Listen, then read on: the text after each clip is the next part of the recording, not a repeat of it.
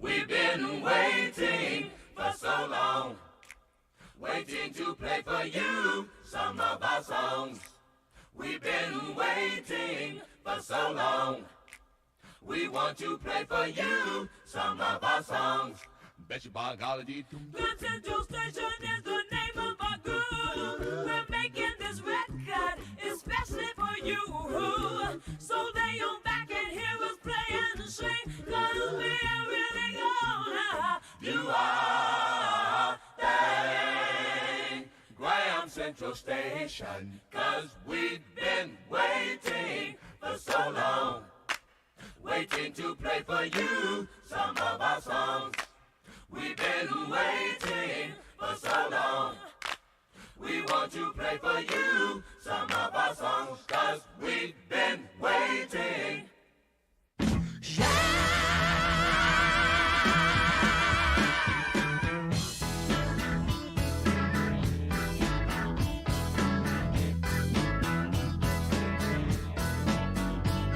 Standing by the highway, waiting in the rain.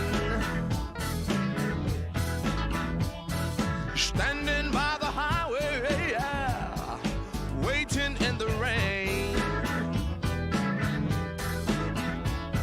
Although the sun is shining, still it brings me pain. Hey, why people break up, only just to make up. Hey, baby, yeah, it really ain't no fun to me. It really ain't no fun to me, yeah. Leaving you, it really ain't no fun to me. No, no, no.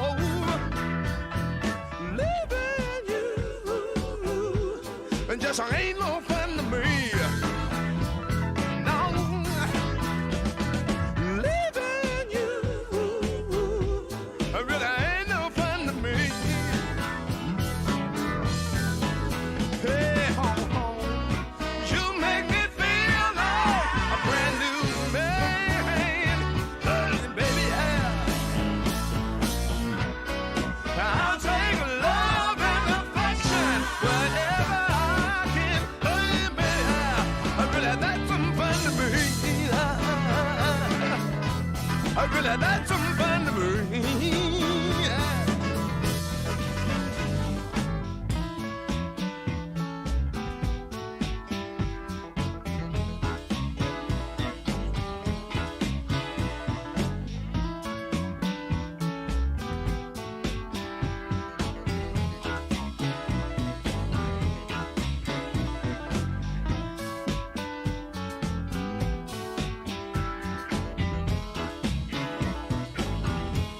Hey,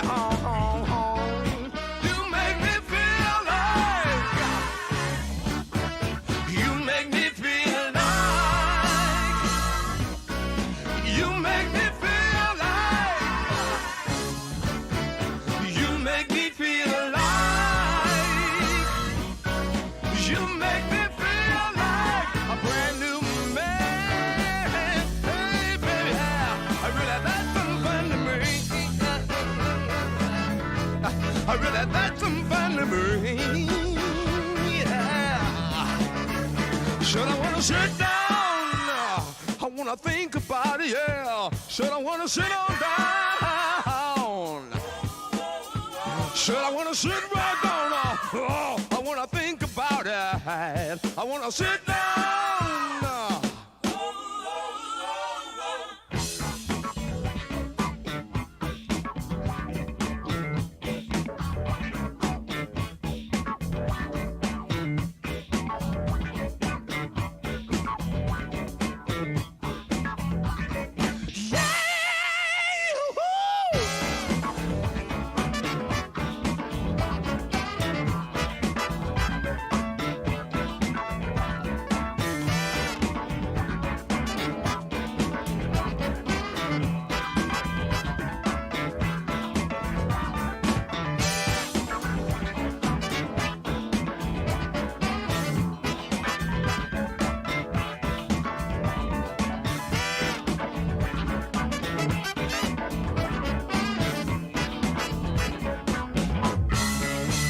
Should I wanna sit down? I wanna think about it, yeah. Should I wanna sit on down? Should I wanna sit back down? I wanna think about it. I wanna sit down. Well, yeah, yeah, yeah. Yeah, yeah, yeah. Woo-hoo. Yeah, yeah, yeah. Woo-hoo. Yeah, yeah, yeah. Woo.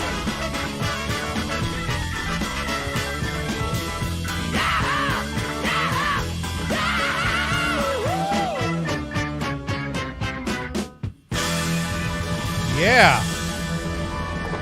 There's how to That's start a fun- pre-show. That's a fun one. Yeah. All right. So, wow, we're actually more than 10 minutes early, is what we are. So, but we're here, and hopefully Mars will be here because we really need to get a stair update. We need to find out Absolutely. if Mars has stairs or not. And Maybe Alexa can beam them up. Bzz. that would be nice. That would be nice if we could just beam them up. But I don't know that. I gotta tell you, Brian, if they develop what's that called? Beaming people, transportator, A transporter. transporter. Yes. You know, what do they call it in Star Trek with the that's transport? Is that what that's? Yeah. Sure. Yeah. If they develop that technology in real life, you stepping in there? Are you shitting me? Okay, because I'm pretty sure it kills you, and then it makes a new you, but you're still dead.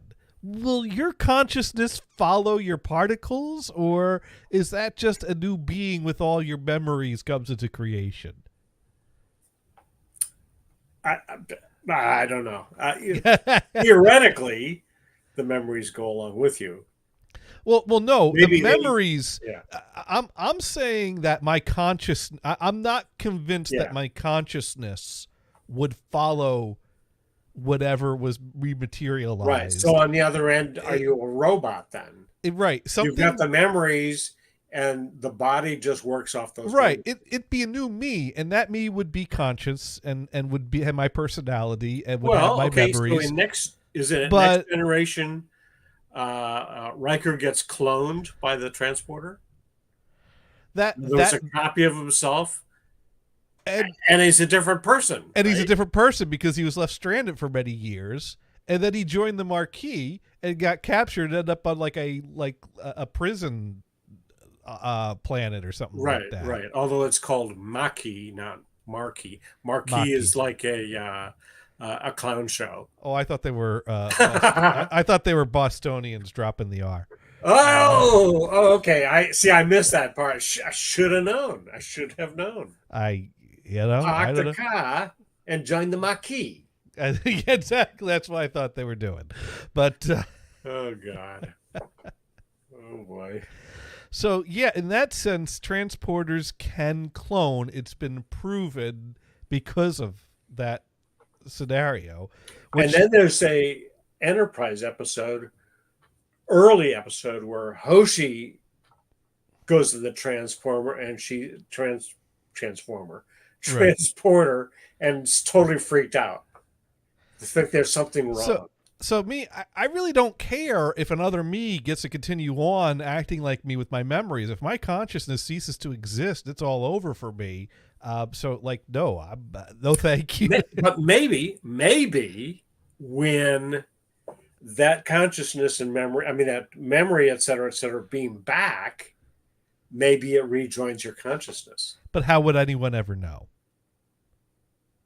How do people know what a consciousness is? We don't even know what consciousness is and what Exactly. happens to it in death. Exactly. And I suspect that Roddenberry probably thought that out and says, "Oh fuck, let's not go there. I mean, Let's it's just amazing. say that this happens." I mean, it's one of those things that you ignore. It's like technology, beaming, that exists.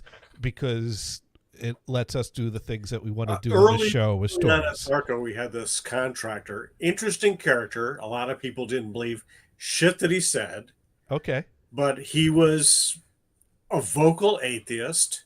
Okay. And he said, do we have a soul? And he went on to that. Like, fuck do I know, right? That's a good question. That's what you call a faith. Next question. Right. Yeah, next question, because there ain't no answer to that one. They've been asking that one for millennia. Now, Sparky pointing out that my shirt is blending with the chair. Speaking of which, I don't remember you cheering black before you get a new chair. This is how they got. Who was that talking head character? Well, let me address Sparky's question. Oh, sorry. So, I had to get my interruption in. Well, I mean, 1 week this chair wasn't black, and then it was. What is even a chair? But no, this chair is navy. I guess the lighting is a little of the camera, or the brightness of the camera. Oh yeah, if you look look really close, it is navy. It's navy. You can kind of see that there's a shirt there. But let me. Probably see. not a good choice of shirts if you wanted not to be invisible. Yeah. Let me. Maybe you want to be invisible. Well, somewhere I should have settings for brightness. Well, let's see that. I just turned off the auto white balance, but that's more of a tinting than it is of a.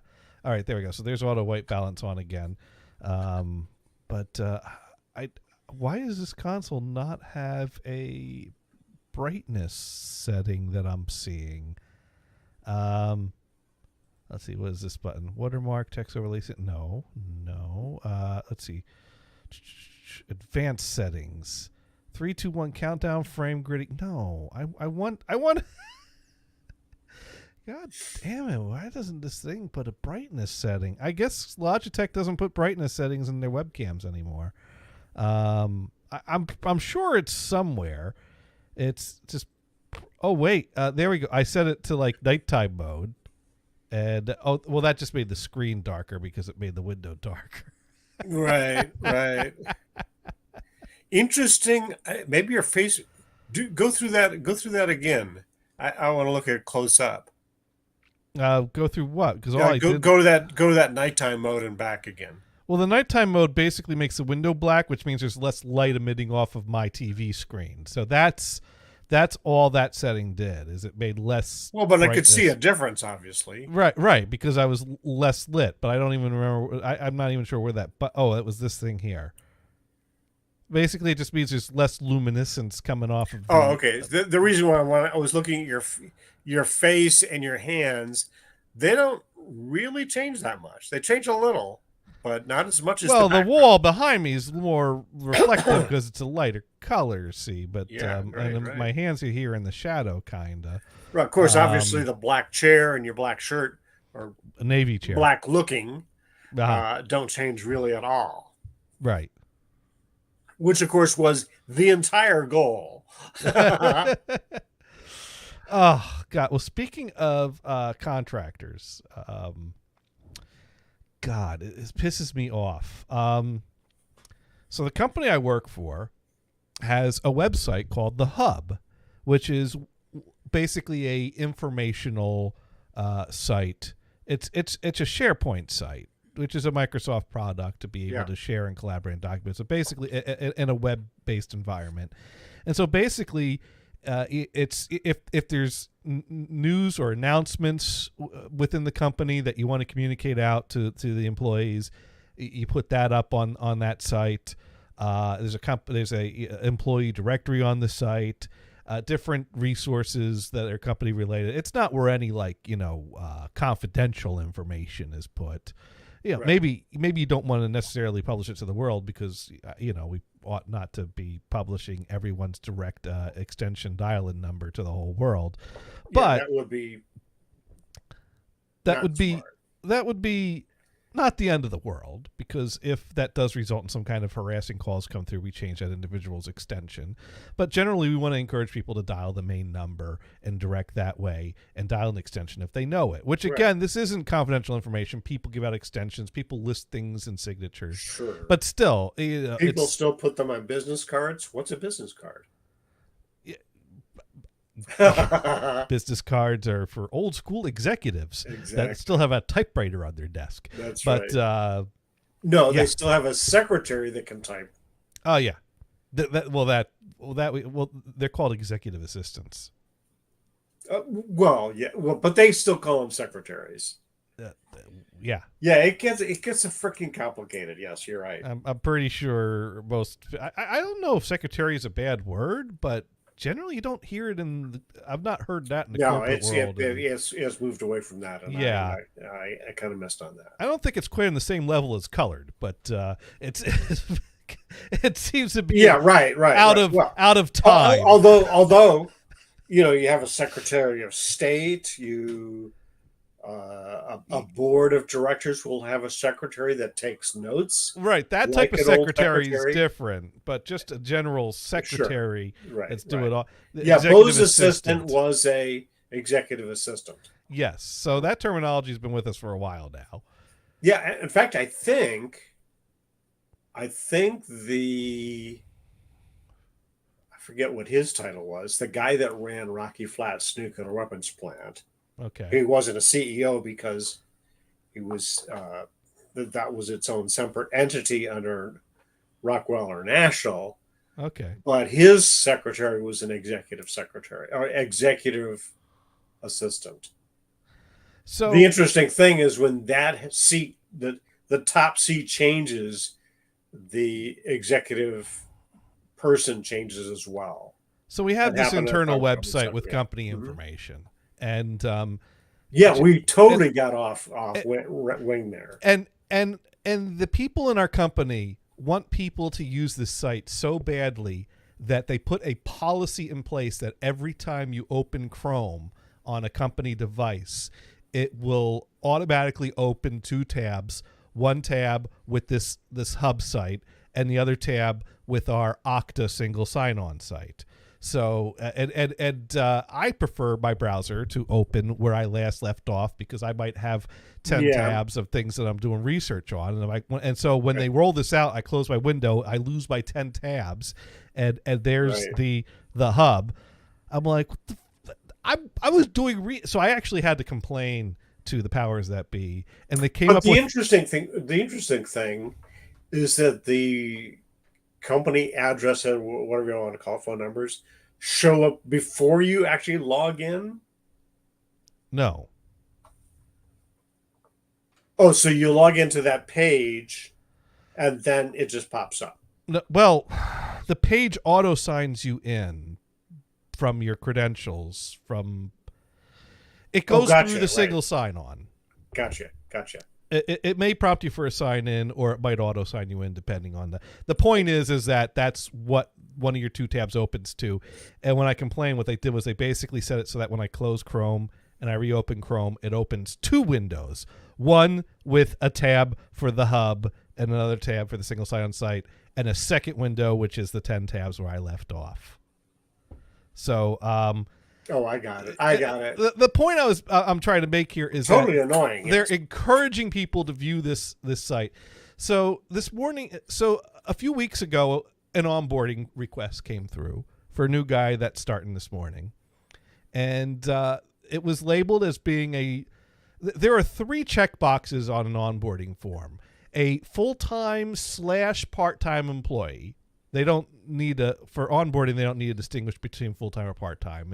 Basically employee or contractor or consultant. And those are the 3 categories. So it was checked off for full-time, part-time employee. So I'm like, okay, I need to set this dude up with a laptop. So last Tuesday, I'm in the office. I'm imaging a laptop. I don't have an address to ship this guy a laptop. So I reach out to HR. I'm like, hey, HR, what's the shipping address for the new dude? And they reply back and said, oh, he's a consultant. He's not getting a laptop. because we don't give consultants laptops.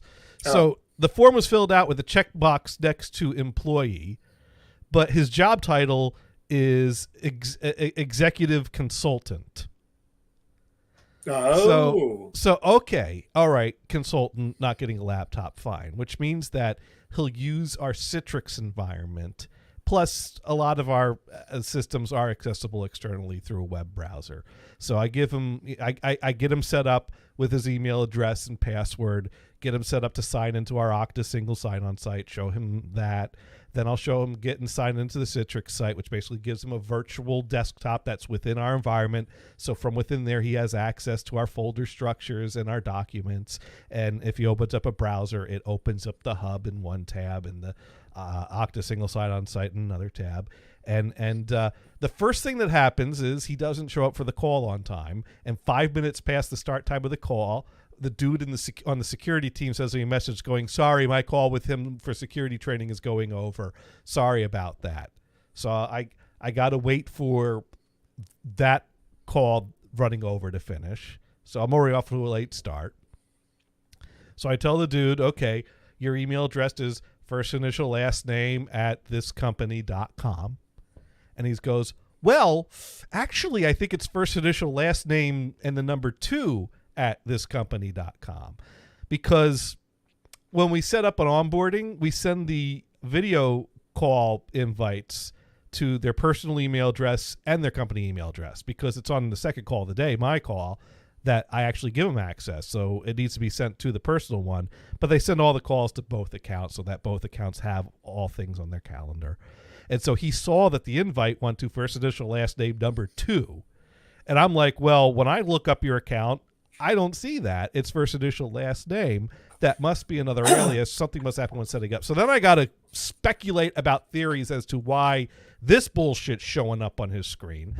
So, because again, other people create the accounts. So they did something to create the account where it had this funky email address show up that doesn't match what's on my records and I'm giving out, and I've verified works. So I'm like, just ignore that for now. Is it possible that this guy is a second person with that same name? Or it's possible. Well, it's possible that he's in our world, that he's consulted with us before, and there was a contact entry set up for him within our environment that took up that alias. So, I see. Yeah. So they had to create a new one because they were confused or whatever. I didn't find this out till after the call, because I'm basically saying I had to. The point is that I got my script, I got my flow, and already the new guy is telling me things I don't know because his account was set up funky. And all I could do is guess. And I hate guessing and coming up with half-assed theories, being like, well, what could have happened is this, but this is your email address. Never mind what that says. If I need to tell you something later, I'll tell you. Look at the guy behind the curtain. Right. So then after the call, we'll go ahead and finish this up, and then we'll get back to on the call. So after the call, I go to email him the slide deck that I went over with him on the call, because I have a little slide deck to go over some IT basics and things. And sure enough, in the address book, his email address shows up as first initial last name, the number 2 at thiscompany.com. And I'm like, I'm like, all right, maybe they fixed that after they create the account, because I know that's, the first initial last name one works. So I'm like, all right, I know how Outlook works. Outlook keeps a local copy of the address book and periodically resyncs and downloads changes. So maybe I have a stale address book from a few weeks ago when they first set up the account. So I download a new copy of the address book. No, it's still first initial last name number 2 at thiscompany.com. So then I got to reach out to the sysadmin people and go, why does this dude have an email address with the number 2 after it, but also his username doesn't have the number 2? Do those both work? And they're like, oh, there was a conflict. It depends if he's doing a number 1 or a number 2. Yeah, that's it. That's you got to throw a joke in there, right? Yeah, we need jokes. Basically, what happened was they had a contact set up for him or someone with his name. It caused a conflict, and so they fixed it by deleting the contact after creating the account with the number 2 and then adding a new alias to the mailbox that didn't have the number 2.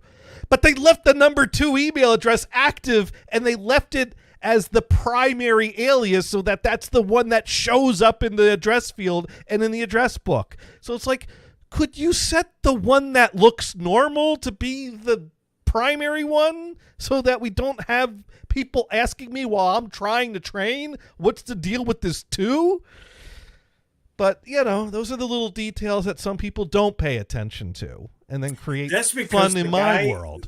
The guy had to use a transporter, and he's actually a clone. Yes, that's exactly what happened. Tie the stories together that were totally unrelated. But that's not even the story I came to talk about, because then part of my training involves mentioning, here's the thing. So we don't give most employees company phones. Only like upper management get company phones, or people that need it for their job. There are certain job functions that require a lot of calling. Do you have a company phone? I'm eligible for a company phone, but I don't want to carry 2 phones. Supposedly, I could submit expense reports to have part of my phone, my personal phone's bill paid, or reimburse part of my phone bill. But I never use this phone to work in a way that costs me money. So I've not done that. And I feel weird about it. But every now and then, one of the guys is like, you should need to put in an expense report. You couldn't put it for the past 3 months and just put it in every month going forward. It's like, yeah, sure, I'll get right on that.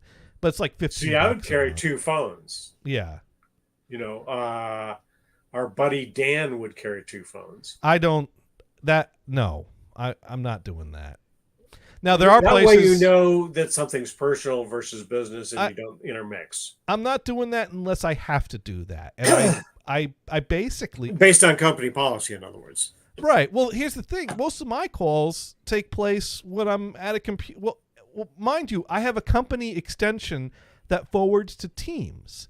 So I can take my calls on a headset on my laptop while I'm working here. And if I do need to take a professional call while I'm on the go, I could use the Teams app on my phone and continue to use my company extension through the Teams app on my phone. There's really no reason I need to separate this out unless I'm going to be some kind of a nitpick.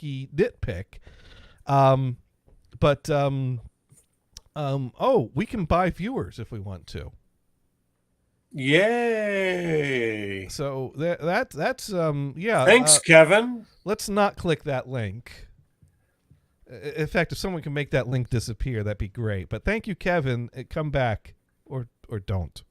If that is your real name.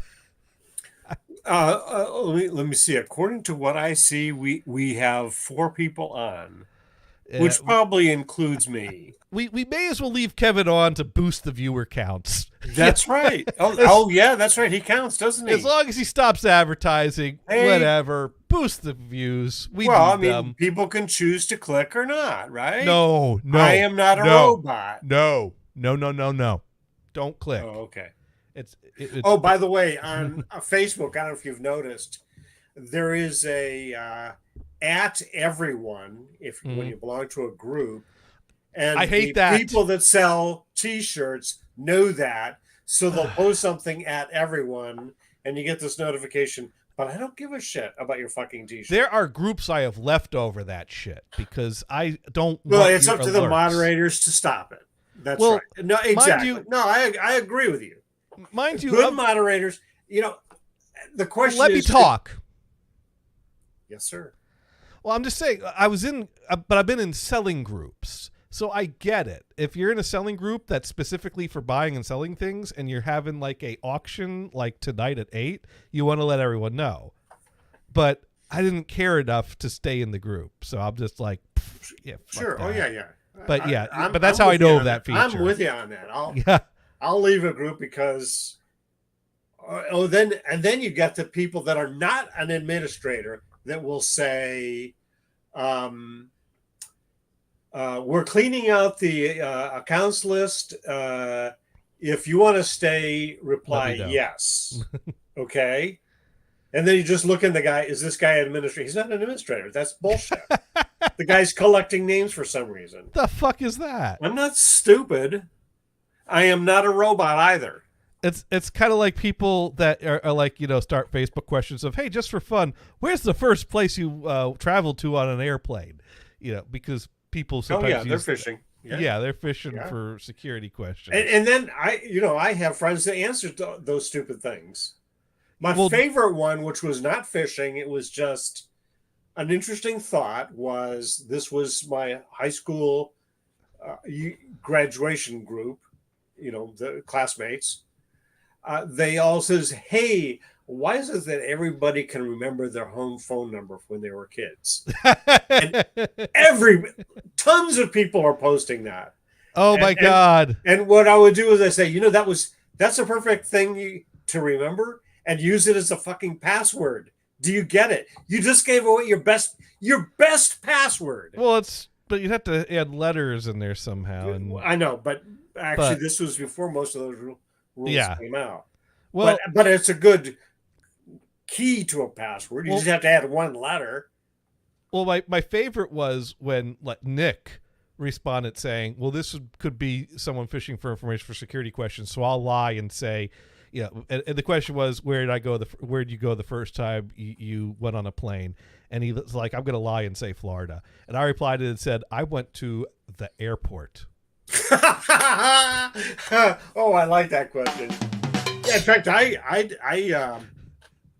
have had an interchange with him with lie. I said, yeah, I'm going to lie, man.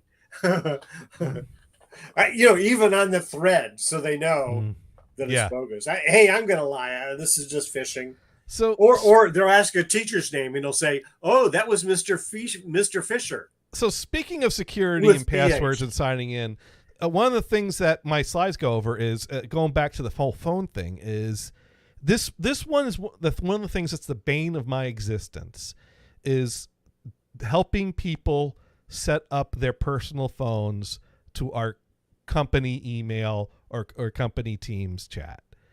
Because our security team has made it a fucking pain in the ass to do. And there's no consistent way and no two phones are the same. And we're dealing with other people's personal devices that I try to avoid touching at all costs.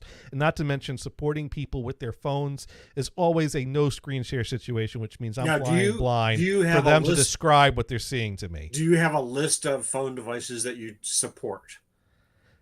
Droids and iPhones. I mean, it's pretty much what they all are. Well, if a guy comes in with a Motorola phone, even though it's Android, you say, "Oh, I don't support that phone." Well, Android OS should be able. It's like I was in Maui, and we were at a street fair, and someone came up and says, "Oh, can I borrow your phone? I got to make a call real quick." It's a local call, and I just looked at the lady and I said, "But this isn't a local phone." Threw her totally off. Well, that's you're not lying because that's not that it mattered. Not that it mattered. Is there any such thing as a local call on a cell phone, especially if you're roaming? And but this was kind of early on in the game. In fact, I had a flip phone at the time. Yeah, early on in the game, and that wasn't so obvious. But anyways, So what we have to do is we use basically Microsoft's product to enroll a device in our environment, which allows us not to spy on the phone or view the contents of the phone, but when it's checked into the environment, it means that it allows us to remotely wipe the email off of the phone in the event that the device is compromised, and also ensure that security settings are set to our standards, like that a password set, and it's not some like dumbass that set their phone to never lock and anyone could just pick it up and use it. So, because email is company data, and we want to make sure that company data on someone's personal device has some level of protection to it.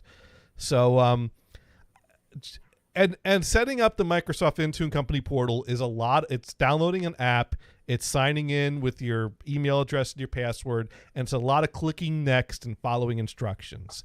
So it really should be a case of install the app, fill in your information, follow the prompts and instructions, and it should work. And if it doesn't, try it again till it does, because sometimes it gets stuck and you got to redo it. Just fiddle around with it till it works and leave me alone is what I really want to say. But I Yeah, can't right. say that because I'm good at providing Sure. support. Well, that's the So- idea. I like Sparky's last line there, and I'm kind of Yeah. wondering, What to the Is end he- of the earth? is he a flat earther? No, but he's answering Yeah, flat I know, earthers I know, that asked the I know. question. I mean, if you just fiddle around with it, you should eventually get it to work. It's not perfect because of the security bullshit. Oh, yeah. But Oh, yeah. anyways, so that's kind of, just fuck around till it works and find out. And no, wait, that's something different.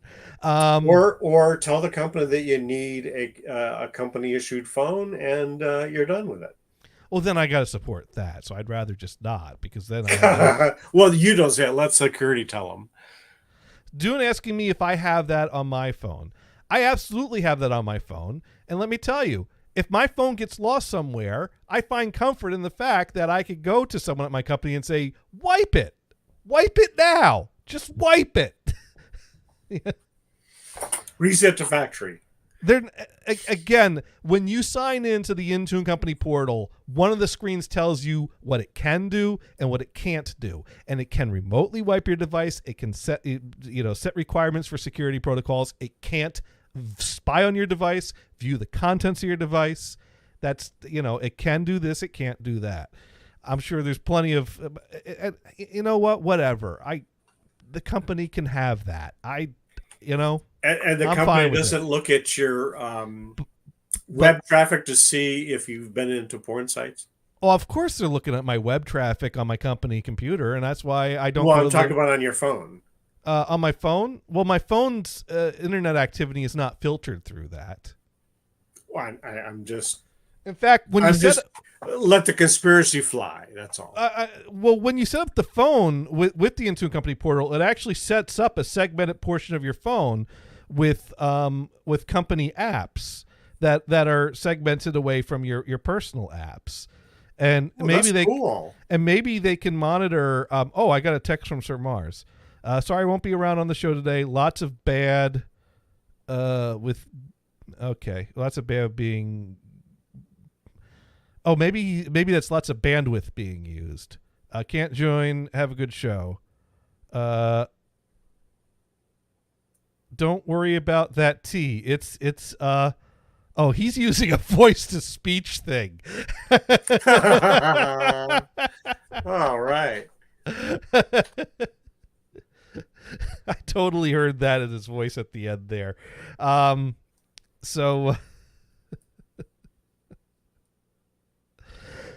Anyways, where was I on this? So the point is I put together. This is one of these things where I've tried to make the argument. I'm tech support. I fix technical problems. I am not a teacher. I am not a trainer. Why, if it's working fine, but someone needs knowledge on how to do it, that should fall to someone else in their department that knows how to do their job, that's training them on their job. Or that should fall to, we actually have an employee on our payroll that her job is trainer. I don't know what she does, but her job is trainer. So I've several times tried to, and her predecessor did a lot of these things. And anytime I bring up, well, so-and-so used to do that, they're like, well, so-and-so went a little bit above and beyond the scope of her job description. And I'm like, I don't care. She should do that. But I can't say that because I'm not really a dick. I'm a dick here, not at work. Well, why don't you just politely refer these people to this trainer? Well, that would be. I think that falls under trainer. Why don't you give Marsha, whatever her name is? If I just start sending people to this person's gonna hate me because now she's getting all the because sometimes she'll refer them back to me. There have been times where she's referred things to me, and I'm like, I think that's a training thing. Don't you think you could put some document together? And she's like, well, if you can put the instructions and if you could put the document together and give that to me, I could go ahead and put that in the document for them. Is what it comes. It's like if you can send me some screenshots and some instructions, I can go ahead and prepare a document. Is what her answer is. Which it's like, well, then what the hell are you doing? It's like. I picked a nice font, or have the person in that person's department put together a document to send to the trainer. I don't know. So one of these things was we really should have a training document how to set up the Intuit company portal so people can actually do it themselves and stop fucking calling me to do it, to figure out how to do it, or walk them blindly through what's your screen say now, because all I could do is try to run through it on a test screen, and if I don't get the same message they do, I don't know how they got that message. And then I'm like Googling things, which it's like you could Google. You have a computer that has access to Google, right? But I can't say that. And so at some point I took a screenshots of the entire process and I sent them to her, and she put a little slide presentation together in a video which she narrated on how to set up the Intuit company portal. And she put that in the hub, which is the site that all our employees have access to. And so, by the way, have you ever in different sites seen the let me Google that for you.com? You know what I hate? I hate when I Google something and I find a Reddit thread about that, and the Reddit thread has someone asking the same question I just Googled, and some smart ass replies to that person with a link to let me Google that for you. You know, it really I did. The thing that's funny is I only recently actually saw a post. They were talking about obnoxious people on these groups. Okay. And it never occurred to me that saying, let me Google that for you with a text string was actually being obnoxious. It is. I mean, otherwise I'd say, oh, did you try something like this, and see what the results are. It looked like a good, because sometimes people just don't know what to search for. Yeah. They put the wrong things in the thing, and it just went into left field for no fucking reason, right? So to recap for people that missed the beginning of this conversation, the Hub is the company site that has our announcements, the Hub directory, and things like that. Dune missed like the whole reason we're having this discussion. So yeah, the Hub, which is one of those tabs automatically opens. I thought it had to do with the transporter. No, it does not. So again, this is a site that automatically loads when you launch Chrome in our environment that we're trying to encourage people to view, that has no confidential information, basically an employee directory and news and announcements and stuff about the company. Maybe not something we don't want to publish to the world, but not the nuclear launch codes either. So anyways. No, does your company deal with nuclear launch codes, or did you just give away a secret? Oh my God. We'll have to, we'll fix that in post. In post, yes. Yeah. That's totally, yeah. So I do my training spiel with the guy, and I at the last slide deck is, if you wish to set up your personal phone to check company email and sign into Teams, you may do so, but that requires signing into the Intune company portal app. And that does not give us access to spy on you or view the contents of your phone, but it does give us access to remotely wipe the device if it's compromised. You might consider that a good thing, and might consider that a bad thing. It's your own personal choice whether or not you want to do it. And then I don't say this part out loud. Personally, I'd rather you're not okay with it and don't do it, because then I don't have to worry about you possibly asking me to help support it. But there it is. If you want to do it, I'm going to send you the slide deck. There's a link on the last slide. Click the link. It'll bring you to the training video with the little slides on how to set it up. If you run into any problems trying to do it, go ahead and open up a ticket.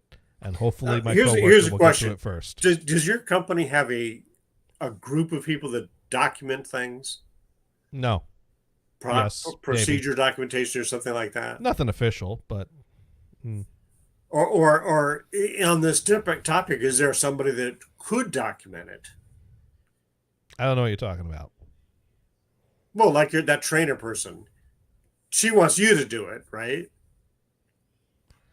To document this process, correct? Because she doesn't want to do it, even though she ought to be doing it. She's in training, right? I'm going to get back to my story. So, anyways, well, but this is part of the story. No, it's not. I'm suggesting we take. No, it's not. It's absolutely take a clip not. Of this show, send it to her, and say, "Here's how you document it." Let's not do that. Okay. I am not a robot. I'm I'd just rather suggesting. not send this show to coworkers to try to entice them into doing their jobs differently. And then I don't watching think your- that's and how then it goes watching down. Your show as you talk about the company. Yeah, no, I don't see that going well. Right. And mind you, just because I'm frustrated with people means that I don't like them. I air frustrations. I think we all have these frustrations, and we get out our Oh, system. and sure. It just because You don't hate the person. You just because rather I'm frustrated. than doing a job the way you see it. Because the reality is, I realize a lot of my frustrations are unreasonable. You know, what's my You're job? never What's their? unreasonable, dude. Oh, fuck you! Oh, did you take that sarcastically? I said that unreasonably. Got Yes, I Got it. absolutely did. it. Okay. I guess I really wanted to sell it. shoot. I should have jumped up and violently started screaming at you, but That's fine. But then again, your head would have been off the screen. and yeah, it would would've been require awkward. way more effort than I really wanted to put in. We, at we this might time. see your underwear line. Who knows? Yeah, could I be don't know. embarrassing. Sparky doesn't like it if the belly starts hanging out of shirts, and that gets on cam. Yeah, it's just gross. And then if I jump up too high, Dune might see my feet. And then I it's know just it. I know game it. over. I do. This is just get ugly to uglier So I sent him the slide deck. for you, Sparky, and for you, Dune. We didn't go there. So I send him the slide deck, and then he replies back and says, when I click the link to view the Intune Company portal training portion, it tells me I don't have access to the site. I'm like, fuck. And the thing is that this is a situation I've run into several times where I onboard a contractor or a temp employee, and they don't have and they launch Chrome, they sign in, and they go, oh, that page isn't loading for me. It says I don't have access. And I forward it over to the sysadmin team so they can fix it. And as far as I knew, they were fixing it.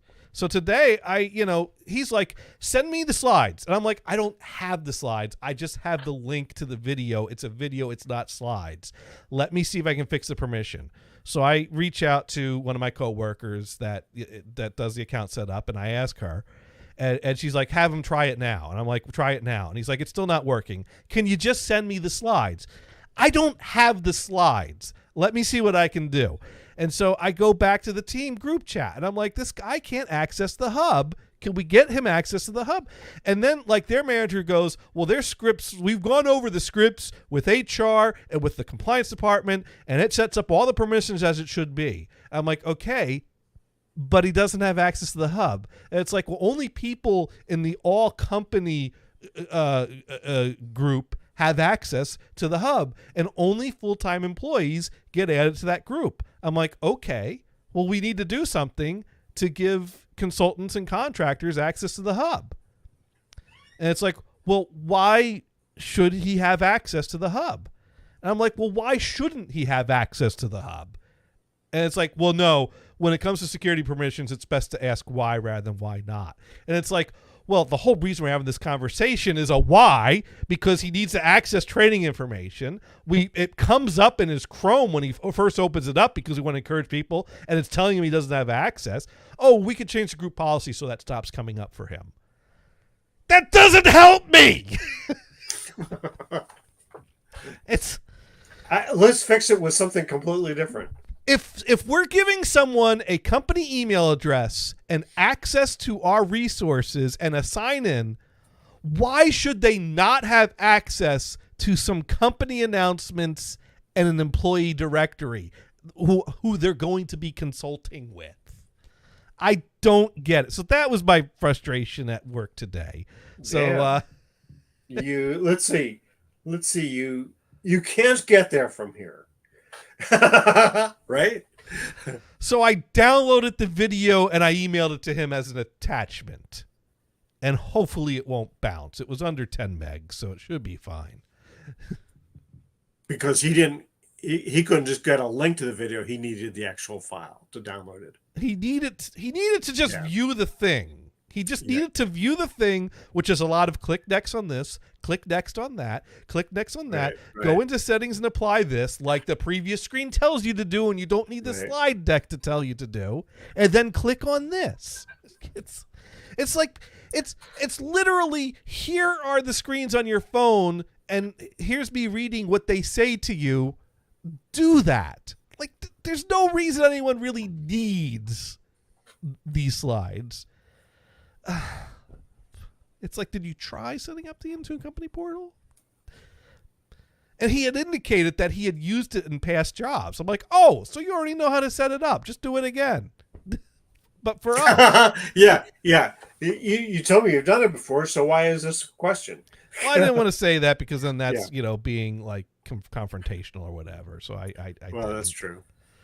It's clear if, it's basically, hey, I need some help with this. And my answer is, well, no, you don't, because you told me you did it before. That's not a good response. That's essentially what I'm saying. If I say, well, didn't you do this before? Right. It's like, shouldn't you already know how to do it? Well, clearly I don't, because I'm asking you. Let me Google that for you. Let me Google that for you. Oh, shoot. It's like, really, we can't give contractors access to our news and announcements site. Okay, but they don't pay me the big bucks to make these decisions, so whatever. I don't see any reason why they shouldn't have access to this, but that's not my job. So you go ahead and you. But let me know because I'm like, well, just let me know what the outcome of this is, because I'd like to be better prepared for the next onboarding instead of briefing someone on shit that doesn't act at all like I expected to do, because no one's clued me in on any of these decisions. Right. I am not in the loop. No. It's yeah. So anyways, I got some packages delivered. Yay. And my Pi is now encased in a case with an LCD screen on it. And so that was step one, was getting the LCD screen and wiring it up and mounting it into the case and getting the ribbon cables and all that in there. So now I have an encased Pi. And this Pi still still has RetroPie installed to it, which boots to the Kodi add-on that comes with it. So that way it could be a Kodi Pi to play music and stuff in the kitchen, and also possibly be a And how big is the gaming screen? thing. How big is the screen? I think it's like a 7 or 9 inch screen. I forget. Is that the official Raspberry Pi one? It's the official Raspberry Pi one. Yeah, okay. So I got one too. Yeah, it's the it's a 7-inch touch screen. Yeah. And it's a touch screen. So which is what mine is. Right. Yeah. But the case is not official. It's something else that was mine is a third party case. In fact, the case has a nice little stand so the whole thing can stand up. So one of the things about a Pi is how do you turn on a Pi? I don't know. I forget. I was thinking that I had to glue the heatsink back on this thing. Well, you turn on a Pi. I've had it off for a while. The answer is you turn on a Pi by plugging it in. And how do you turn off a Pi? You can tell it to shut down. You can tell it to shut down, or you can unplug it, or you can do both. But now, if you tell it to shut down, how do you turn the Pi back on? Pull the plug out and put it back in. Which is not exactly convenient, because I build this nice case so it looks like a nice little thing, and it's like, yeah, just pull the plug out and put it back in. And how do you eat Pi? Get a fork. Covered in a mountain of Cool Whip. That is how you eat Pi. Oh, yeah. It's mine and Dune's favorite holiday game, Find the Pi. First you hide the Pi, and then you find the Pi. And every time you play, you win. But, so it turns out that it is possible to send a power on command to a Pi that is in a shutdown state and attached to power. Oh. And that is by shorting pins 5 and 6. Oh, so you can put a little button in there to do that.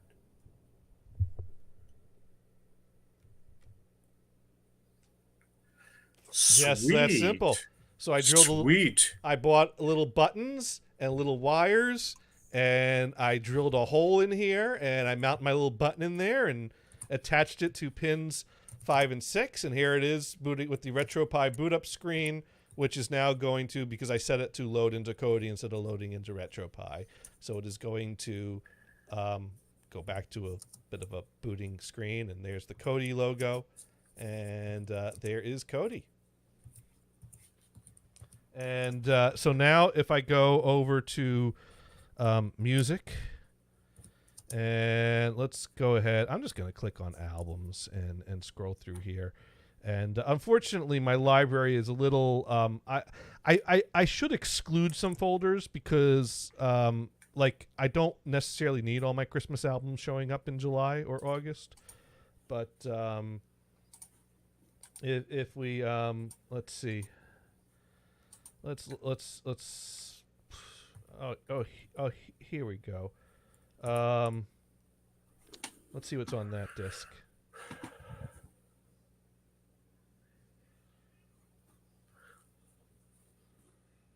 Oh, I thought that would be on here. Oh, here we go. We'll play that. And then I have coming out of here a cable, a stereo cable that is plugged into the analog audio video jack, but it's only a audio cable plugged into it. And I drilled another hole for it to come out, so that way I could have analog audio coming out of here that I could then plug into my little amp in the kitchen to get sound coming out of my amp and speakers in the kitchen. And I've now ported it into a channel on the board here. Very strange. Penny Lane is in my ears and in my eyes. And it is stuttering and not working right. Yay! Because I haven't really given this a full test yet. I've put it together and got it booting up and got the button working.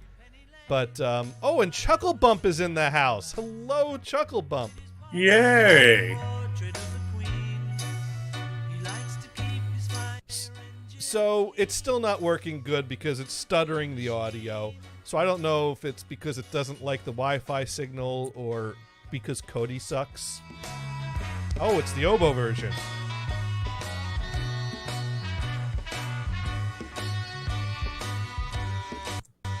And there it is stuttering again. So I still have work to do. I don't know if part of the problem is because it's running Kodi as an add-on to RetroPie.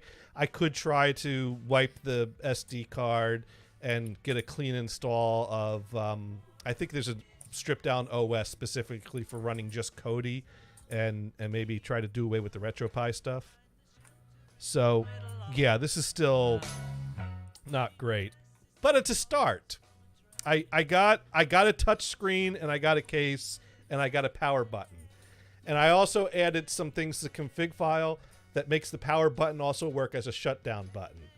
So if I push the button again, it's going to bring up the shutdown information. And then I can set the option to power off the system. So yeah, I did that. Of course, I touched one spot of the screen, it registered on the other part of the screen, so it thinks I tapped on exit rather than tapping on shutdown. So let me try pushing the button again. And it shut down. There we go. So that is the Pi update. So the button you added that shorts those two signals can do on and off. Well, by default, just shorting pins 5 and 6 by default will do a power on when it's in a shutdown state. But if you add a line to the boot config file, it will also program that button when pressed while it's on to send a shutdown command. Oh, okay, gotcha. And that depends on what the OS does, because within Kodi, a shutdown command brings up the exit shutdown options window, so it won't just shut it off. But if I'm in the RetroPie menu and I hit the button, a shutdown command there tells it to just shut down the system. So it really depends on what an OS does with a shutdown command. But basically, you can You have to add that line. If you Google, you can find that line that you add. You got to go into like the command prompt and cd /boot sudo nano config.txt and then go and I have this little mini USB keyboard that I use to type in things here. Now here's the rub. Part of my goal with this was it'd be nice to find a way to get TV working in the kitchen. So, not only do I want to have access to my music collection in the kitchen, which I now have access to a stuttering, pausing periodically music library in the kitchen. So I got to figure that bullshit out. Right. But I also wanted to have access to bring up some TV channels in the kitchen. And I have a HD Home Run network TV tuner connected to my router in the basement. In fact, right now, if I were to go into my Windows menu, I have an HD Home Run app, and I could come over here and I can go into the screen share and share my HD Home Run window. And over here, it does DVR stuff, but I haven't been doing that, so I don't have any recordings here. But if I click on live, it's going to go ahead and tap into that tuner. If you decide to move forward with the project, you put nothing down at all. 833 leaf filter. Leaf filter, yay! Yeah, there's live TV. And these are all the channels that my antenna receives in. So if we want to go watch the Jeffersons on Antenna TV, I could double click on that and competition. There's another commercial. GR Chipper, I haven't seen that ad in a long time. It's awesome. Oh, Sabrina the Teenage Witch is on. That's retro now? I guess so. Weird. I'm just gonna put my syrup on these and then my syrup. Where's my syrup? No! Wait! Oh, she's probably got magic syrup and it got mixed in with the regular syrup. Oh, the life of a teenage witch. These taste awful. Oh, damn it. My syrup.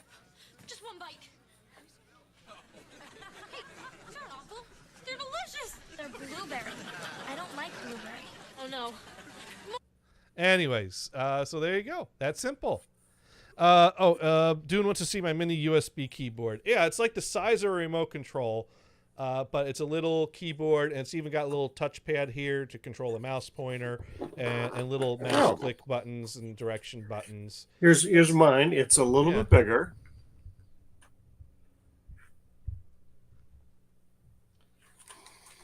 And it's got a little compartment that comes off the top here where it will hold the little dongle, and you can store that within the keyboard. But right now the dongle is in one of the USB ports on the Pi over here. Right. So, yeah. I've also ordered some a breadboard because, again, this is still phase one. Phase one is getting everything to work perfect in this case, which means I got to work out the audio glitching issues with Kodi. So I think my next step is going to be to take out the SD card, wipe it, and do a clean install of the latest version of Kodi on the OpenELEC OS, which is like a stripped-down OS that's just enough to run Kodi. And then I got to figure out a way to try to port my TV tuner to this device, because I knew that people do things with streaming TV to Kodi and DVRing stuff. So I assumed that my HD Home Run, being that HD Home Run's a very supported and compatible device, should be able to do it. And so I Googled it today to try to get that working. And I found that there is basically an HD Home Run add-on that you can install in Kodi that should then work.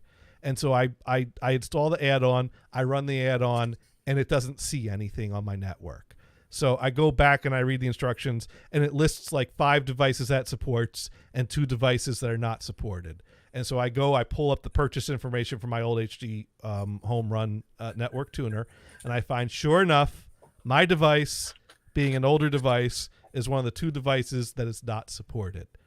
So I can't get it to work as is on Kodi with the HD Home Run add-in. But I Google it to find out if there's a way people have been able to make this version of a network TV tuner work with a Raspberry Pi. And I found threads discussing it not working. And what it came down to is it used to work in Kodi version 15.2. But at some point they changed something and they removed that functionality, and it pissed off a lot of people. And there was a thread where people were being pretty snipey at each other about it and snarky. And I'm like, yeah, but it's an 8-year-old thread. Kodi is like on version 20 point something, I think. And this was version 15.2.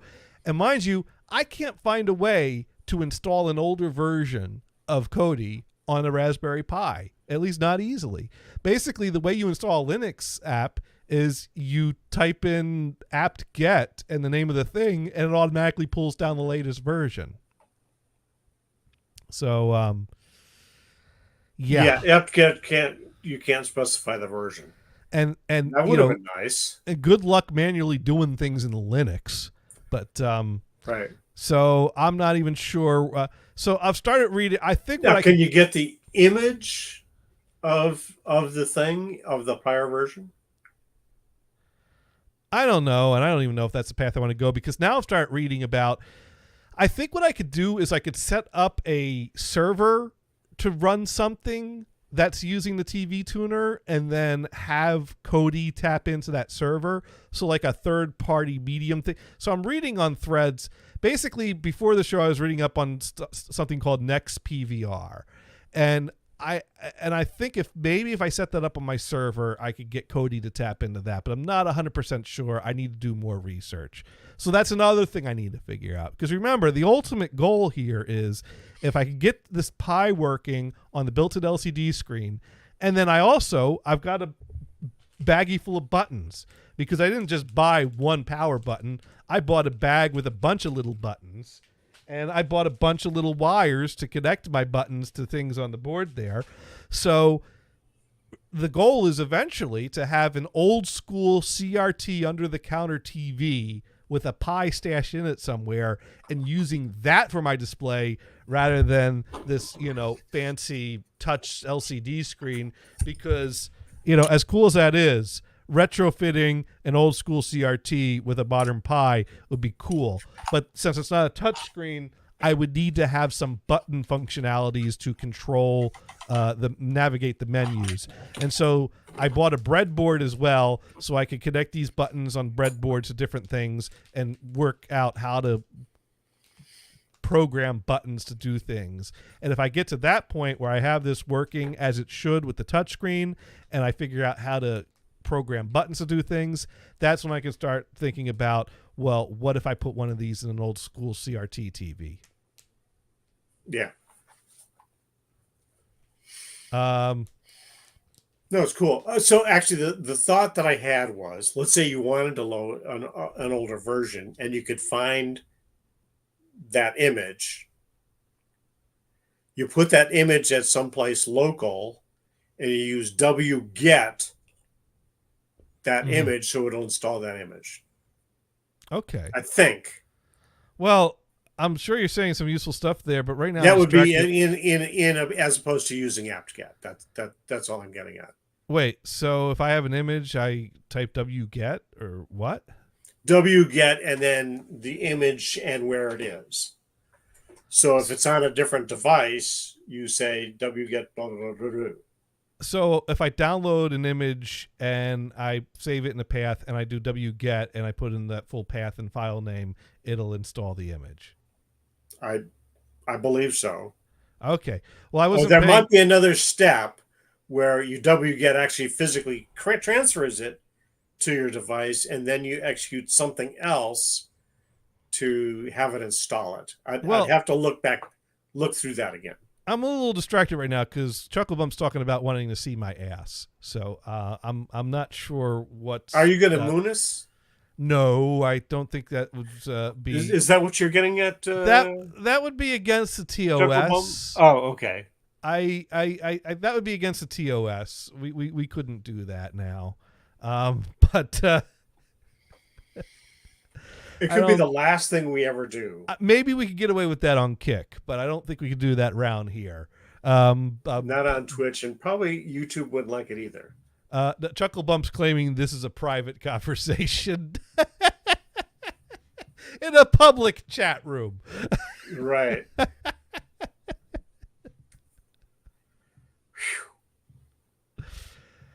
I mean, Is it, hey, is it hot in here or is it just me?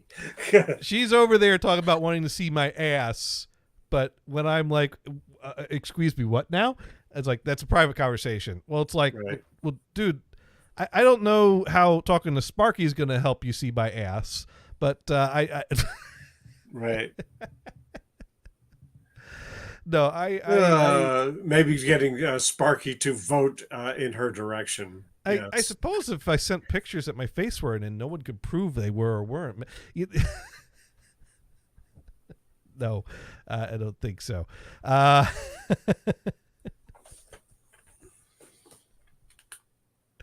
Oh, Sparky pointing out that you need to put the chat in these quotes for it to be private.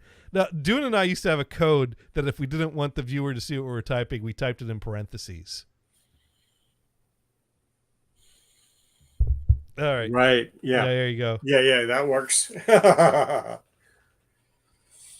There we go. So let me Things we learn on Twitch yeah, here. yeah. If you type in parentheses, the broadcaster can't see it. That's Right. that's totally true, right? Good So there you go. That's what starts with P. Pie. Pie starts with P, and that's where I am with my pie. And it's quite disappointing now to find out that even though I still can't listen to audio properly because it's stuttering. So now I got to figure that out. By the way, I was spending a little time earlier in the week, I should say last week, because we were talking about putting Plex on OVM. And so I started to go through that process, looking up different notes on Google. Yeah. And It's a little tricky. one of the step is to install Docker. And I get the feeling Docker isn't installed correctly, because the screen it comes up with has nothing to do with this to suggest. And the thing that annoys me about OMV is a lot of documentation says, oh, well, if you're using an older version that's been upgraded, things will be dorked and the install won't correctly, and you're fucked. Well, Thanks for the help.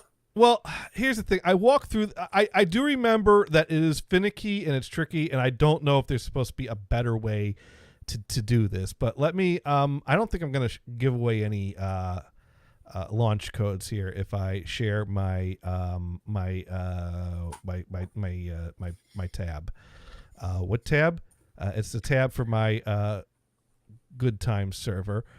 So over here is my server console here, because I named my server Good Times after the mythical virus that would destroy everything on your computer if you ran it. The real Good Times virus was all the emails that got sent around warning people about the Good Times virus that totally didn't exist. But Double good times. But over under, where was it? No, it's under system, I think. Under system and under plugins, there's a plugin called extras or something like that. Yeah, and you've got the OMV extras installed, which I have. Right. And then under OMV extras is where you got the Docker repo, and we go into system, and that's where we have to go into I had a little help poking around through this. No, that's but somewhere in here is where I was able to see. I've got this screen, but it doesn't look like the screens that are shown in the how to do it. Which, like, why does that not look right? I didn't see a screens and how to do it. I kind of read instructions, but sure, yeah. But this is not looking familiar now. There was somewhere I went in. I know that's also annoying. Is like, where the fuck is all this stuff? Oh, maybe it's under enable. Nope. Oh, that was a command. Wait, that's you just fucked it up. I don't think that'll break anything. Only kidding. Only kidding. Yeah. And I just got to wait for that to finish running now. Yeah. Is what I got to do. But somewhere in there I is think where, I've hit that button as well. Yeah. I might have to review some notes because originally I worked with a guy who basically walked me through using enabling Dockers from the command line by puttying into the server. Yeah. And the problem with that is that the part that starts running them when you type the command to run them doesn't work. So anytime your server reboots, the Dockers don't start, and the command to start the Docker doesn't work. And so basically what you have to do is you have to run the script to recreate the whole thing again, and then it works until the next time it reboots. And I was living like that for a few years because That's the server, annoying, yeah. well, the server doesn't reboot all that often, so you can kind of get by living like that for a few years.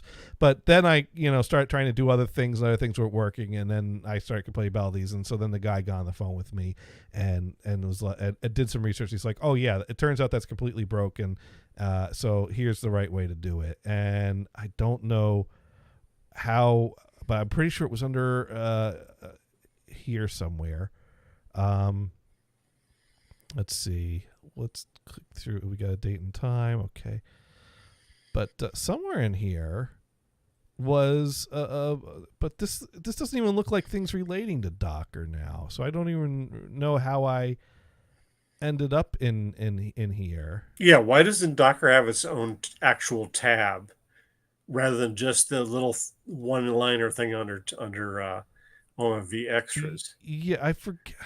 This is totally you know what? I think I need to go to my I need to go back to my Plex. By the way, a cool thing, I forget how I installed it, but this one set of instructions had you go through not only install Docker, but install this thing. I can't remember what it's called, but the add-in has one name, and part of the thing that comes with it, and maybe it comes with extras, this thing called like WTTY, which gives you a browser-based version of PuTTY. It's like, oh, that's cool. So right from the app right here, you can get into a little pop-up web browser. I mean, a PuTTY session, command line. Well, that's cool. Yeah, it is cool. All I right, will show you, but my machine is off right now, which means I'll probably have to reinstall everything. Kidding. So I'm trying to review my notes here to figure out how I figured out how to do this before. Let's see. Turns out there's a requirement to set up a folder. Services, compose, settings. A folder needs to be set in compose files. All right, so let's see. Services. Where is services? Oh, all right. Services, compose, settings. Okay, so it looks like there's things under here. Oh. And I had to have a folder set here, but what happened was there was somewhere else where I was trying to set up the containers and it was giving me an error, and the error was because I didn't have a folder set up in here. But maybe there's something else in services where I was setting things. Oh, here we go. So services, compose, Docker files. And over here I have my Plex Docker. Yeah. See, I'm looking at the wrong place, I think. Which was a little unintuitive because we added the extras. Exactly. We were looking at the extras, but then when you do that, it adds up these services, compose, settings, and services. In fact, I compose, think and this Docker Weddy files. thing is part of that compose add-in. And over And it's here we under got services. So we got containers and we got Docker files. So basically, and the documentation should explain how to do some of this. But now that we know where we're looking, hopefully this gets you in the right place to start setting up your Plex containers. You just set me up with another 3 hours of stumbling because I kind of stopped because I was just spending too much time stumbling. So I'm back to stumble mode, I think. Because once you get that, once you get your folders that are on your server with your data set up in a container that comes into your server. Then from the Plex server setup, you could go in there and you could add folders, and that structure shows up in there, and you could set that stuff. And Chuckle Bump, I did not see your like this in parentheses. Yeah, we're not seeing any. We're not seeing any of these parentheses at all. Yeah, that's right. And the at Space Johnny Gators like this, I didn't see that at all. No. I do see Chuckle Bump referring to me, and I don't know why, but I get the sense that the answer is yes, exactly like that. Totally That's just what the universe is telling me to say. messing. Oh, shoot. Oh man, we're only halfway through this show, and we have no bars. And we've learned so much already. We've learned so much, yeah, like how to drive viewers away, or at least get them to find something else to do, like converse in the chat about my ass. Hey, So, I still show 4 people though. Oh, that's right, because that one more person probably left, and then Chuckle Bump arrived, so we're back to 4. Meanwhile, I have Not that we're tracking that. Not that we actually give a crap. Meanwhile, But thanks for coming. Computerland BC88 is number 5 is on its way here, because I just can't help myself. Are you seeking therapy for this? Well, hear me out. Yeah. I want another reason. Yeah, I didn't mean to give you shit. Well, I wasn't giving you shit. Here's the thing. I did reach a point where it's like I really don't need any more of these computers, because I have one fixed up with a vintage Tandon hard drive that works exactly like I want it to work. I have another one that came in its original box that is in like pristine condition. That's a 2 floppy model that I like running an XT IDE card to use a flash card as to emulate a hard drive. I have a third one that's working and is kind of a spare unit that maybe I'll just kind of keep around for a spare, or maybe I'll sell it off someday. I don't know. I could kind of go either way on that one, but I'm not at the point. I'm not ready to start selling things yet. But I keep thinking about one of these days I ought to set up a table at a flea market and see what I can make disappear. And then number 4 was one that showed up pretty cheap on eBay that had a hard drive in it. That again, none of these that I've found included a hard drive from its original 1980s configuration with the software package that Computerland packed with it. The 2 that I bought previously that had hard drives in them were hard drives that were wiped and reconfigured like in the 90s with a newer version of DOS that were repurposed. One for a home computer with a family that would type some things out, the other one for office use. So I really don't have the original software that would come packaged with it, and the original Computerland DOS that came with it. And that's what I'd love to find is just a set of those beautiful white hardcover binders that came with it, with the 5 1/4-inch floppies that had the DOS 2.11 and the GW Basic version that came packaged with it. But alas, the binders elude me, and no one has ever captured an image of any of those diskettes. So I'm always on the lookout for that. So I bought the 4th one just because I wanted to see what was on the hard drive, and the hard drive is DED dead. Will not spin up at all when power is applied to it. I even did a little troubleshooting to the level of taking the screws out and opening up the case and moving the head a little bit, because apparently that model hard drive could have the head get stuck in the parked position, and if it doesn't move out, then it won't try to spin up. And that's right, does the platter spin? The platter spins, but the head will not move on its own. Okay. The head will move freely if I press the lever that would kind of make it spring out and forward. But at no point does it ever try to do an initialization. It won't electronically move the head. So something is dead there, that it's just not moving the head. And so, So if you have an identical drive, yeah, you take apart both of them and move the platter from one drive to the other drive. yeah, I'm sure that'll work fine in my, And that's after you learn how to become a clockmaker or a watch repairman. well, I was more concerned about all the, dust and cat hair floating around this place. This ain't a clean room. But, Okay, so after you construct your clean room, yeah, there is that. So, well, what you needed actually is a glove box, which would be like a mini clean room. So you have this box that has a window on it, so you see through it with holes that you stick your hands into, and it's actually gloves, so that you can work on the thing that's inside the box. anyways, I basically.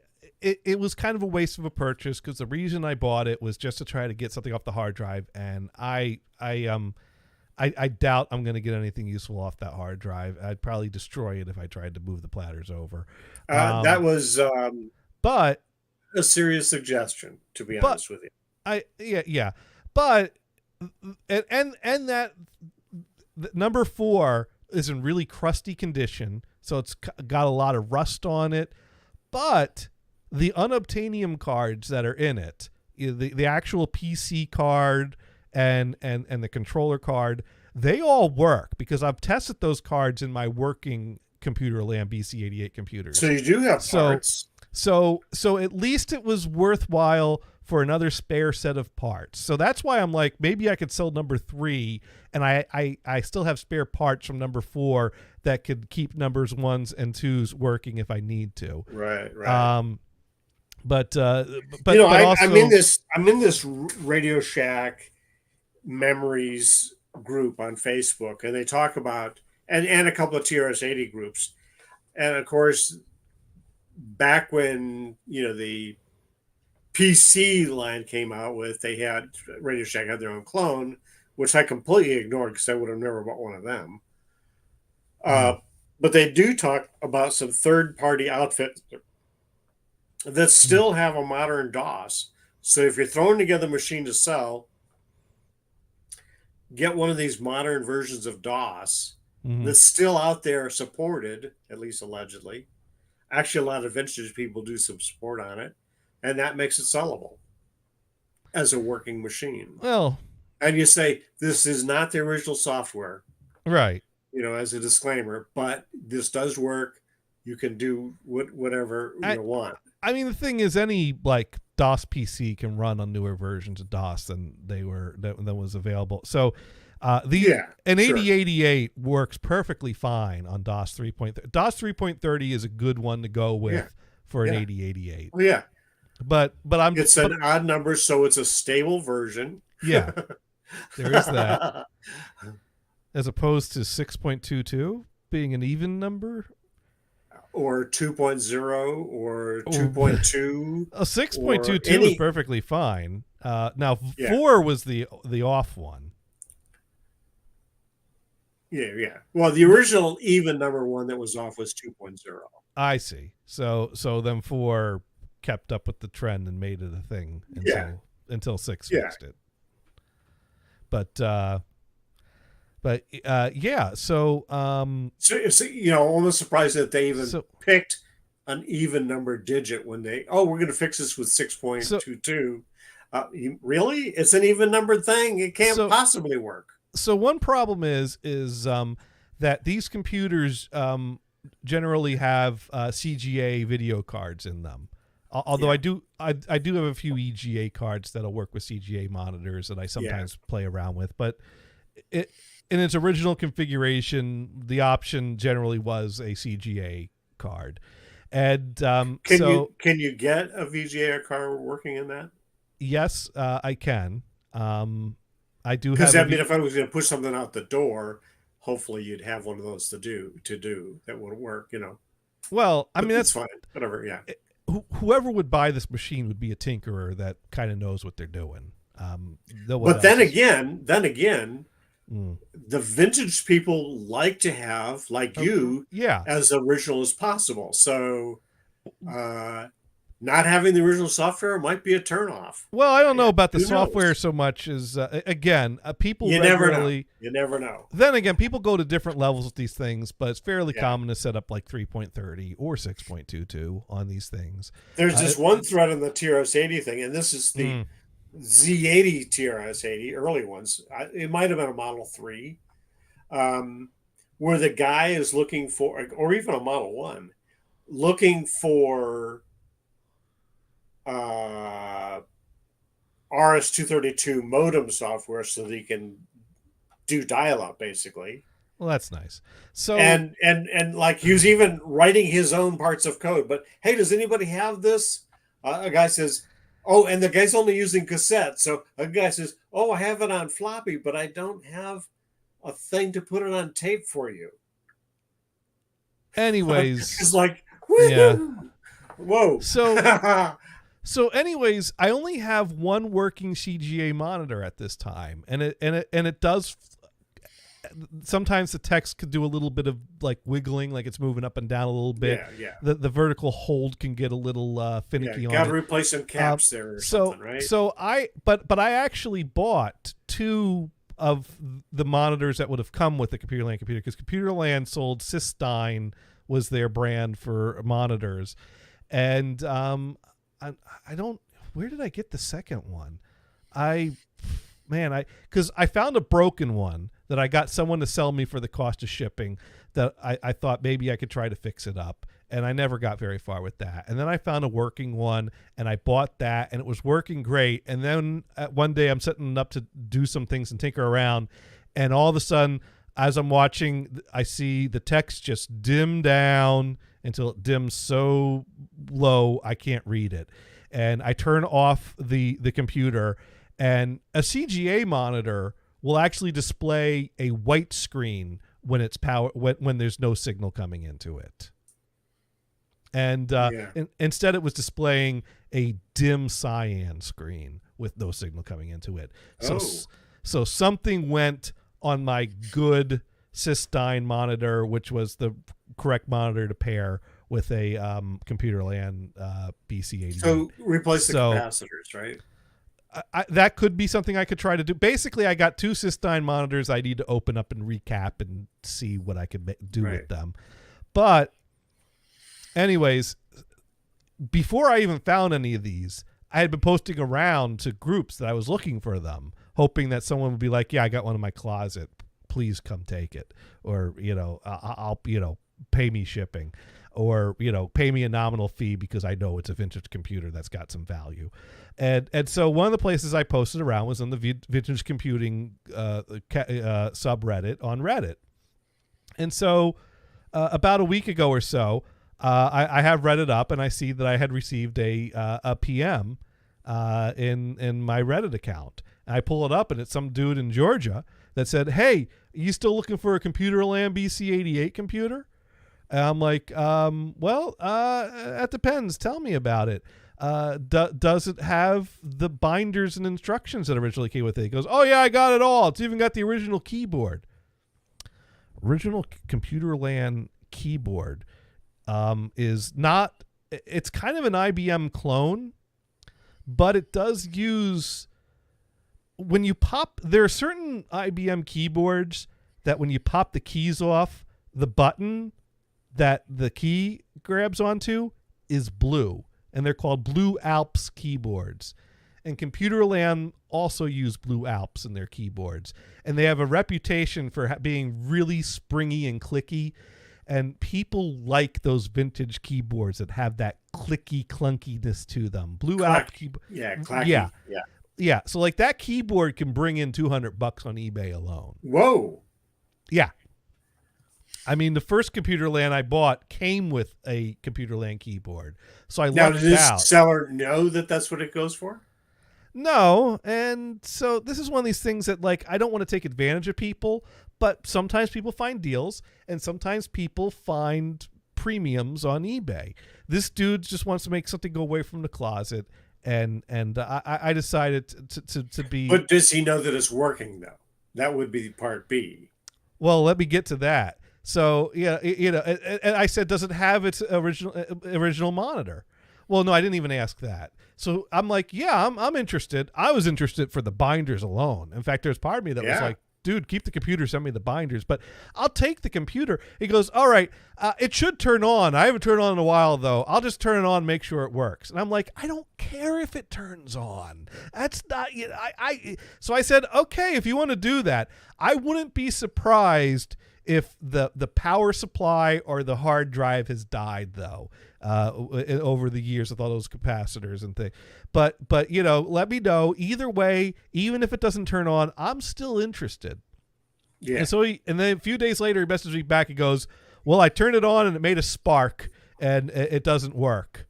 So in his mind, he's selling me a broken computer that don't turn on. So that kind of helped, like with like, yeah, I'll take a, you know, reasonable nominal offer. And if he's probably. including the keyboard, go for it. Right. So I said, okay, I'm still interested. And he goes, and then he goes, oh, the monitor's an old CRT monitor, so you probably don't want that. And I'm like, is that a Cystine CGA monitor? He's like, oh yeah, it's a Cystine. It's color. I'm like, oh yes, I want that. You can't say no to this guy. Well, That's good. That's good. That's funny. try buying a CGA monitor off of eBay. They're few and far between, and if you find one that's working, you're looking at over $100 easy plus shipping. So In fact, once in a while, something silly, I'll go into eBay and look for the Radio Shack Battery Club cards, or the beach ball, or the fireman's helmet. You know, that trash that should have been just thrown away. You'll see some of that stuff on eBay. What, the beach ball for $20? They used to give that away for free. Or the battery card, they gave that to free, and you want $20 for it? It's just mind blowing. It's some things of I have no interest in getting a Battery Club card. Now, Sparky wants to know what the orange screens are called. That's amber. And actually, that's a cool thing about I like amber. The Cystine monitor.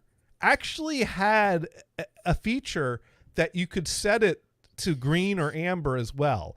I mean, the default was RGB mode, which basically was color. But there was a little thing that you could switch over to green mode or over to amber mode. And if you were in a like computer program that was actually had color graphics, the green mode or the amber mode would mess with the graphics and make the colors off. Yeah. But if you're staring at a screen of white text and you set it to green mode, it's green text. If you set it to amber mode, it's amber text. Yeah. Because some people prefer to stare at green text or amber text on their screen. Because the white is just obnoxious. Right. So it is those are cool features that are completely obsolete by today's standards. Exactly. So anyways, he basically he said, okay, what do you offer me for it? And so I decided a fair price for his trouble, but also a bargain for me, but fair enough I could sleep at night, was I'll give you $100 plus shipping. And he said, done. So, Good. Yeah. And like I said, that CGA monitor, if it's working, that could bring in $100, although it's probably not working and it'll probably get damaged in shipping. The keyboard's worth $200 on a bad day, maybe $150. Now, mind you, all said and done, because then he's like, well, I got to package it up and get a quote. I'm like, yeah, pack it up, figure out how much it's going to cost you to ship. Let me know. I'll PayPal you. I ain't doing friends and family though. So it came back today, $270. That's shipping plus the $100. So wow. That's not too shabby. And where's it shipping from? Georgia. Oh yeah, you said that. I forgot. Yeah, that's not too shabby. So yeah, you say, I'm gonna hop in my car and I'll be right there. So that is Computerland BC88 number 5 in my collection. The thing is, I'm not entirely confident that it actually has the binders, because I asked him, does it have like the original hard drive with its data and the binders? And his answer wasn't, yes, it has the binders and the hard drive. His answer was, yeah, it has all of that. It even has the keyboard. So all of that is very vague. It's like, does it have binders? It has everything. Maybe, maybe binders he thinks is an app. Maybe it's just the way he said it, and it just is, So I'm really, So anything from What the hell? original box and everything that came with it to a beat up PC and a keyboard is and a that- broken is that- monitor. Is that shipped yet? Well, we just had the chat today. He's shipping it tomorrow. Okay, well that's good. Then again, he did say, I'll have a quote for you, shipping quote for you tomorrow, and it took a week to get that. So I'm not exactly holding my breath on it going out Yeah. tomorrow. Clearly, he's a busy guy. And I'm like, dude, whatever, just as long as you... Well, he could have been just distracted, and Yeah. and now that he's got, he's just about got your money, as it were. Yeah, He'll push it on. he's got it in the PayPal. And He's got your money. Yeah, well, Yeah. I did it through PayPal for goods and services. Sure. So I do have recourse if nothing shows up. If something fucks up, yeah, Right. right. So, yeah. Now Sparky thought that the clacky keyboards are annoying, and yeah, they're not for everyone. But some people, there are people that they seek those out, and then they like get adapters so they can use clackety clack for their daily driver. Right. Yeah, but not Sparky. Yeah, see, Sparky, the clacky keyboard is to annoy somebody else, right? So Yeah. if you're annoyed, you wouldn't want to get it. But if you're in the next cubicle over, that guy's going to get it to annoy you. Sparky writes in, I want to upgrade the RAM on my laptop. Oh, that's right. Early on, you said you have questions for me when I had time. And when you said scroll up, you meant way up. Sorry. Oh, Thank you for pressing forward with the questions. I would have completely forgotten. I want to upgrade the RAM on my laptop from 16 to 32 gig. Currently, I have 2 sticks of 8 each. Is it better to have 1 stick of RAM with 32 gig or 2 sticks with 16 each? I only have 2 slots on the laptop.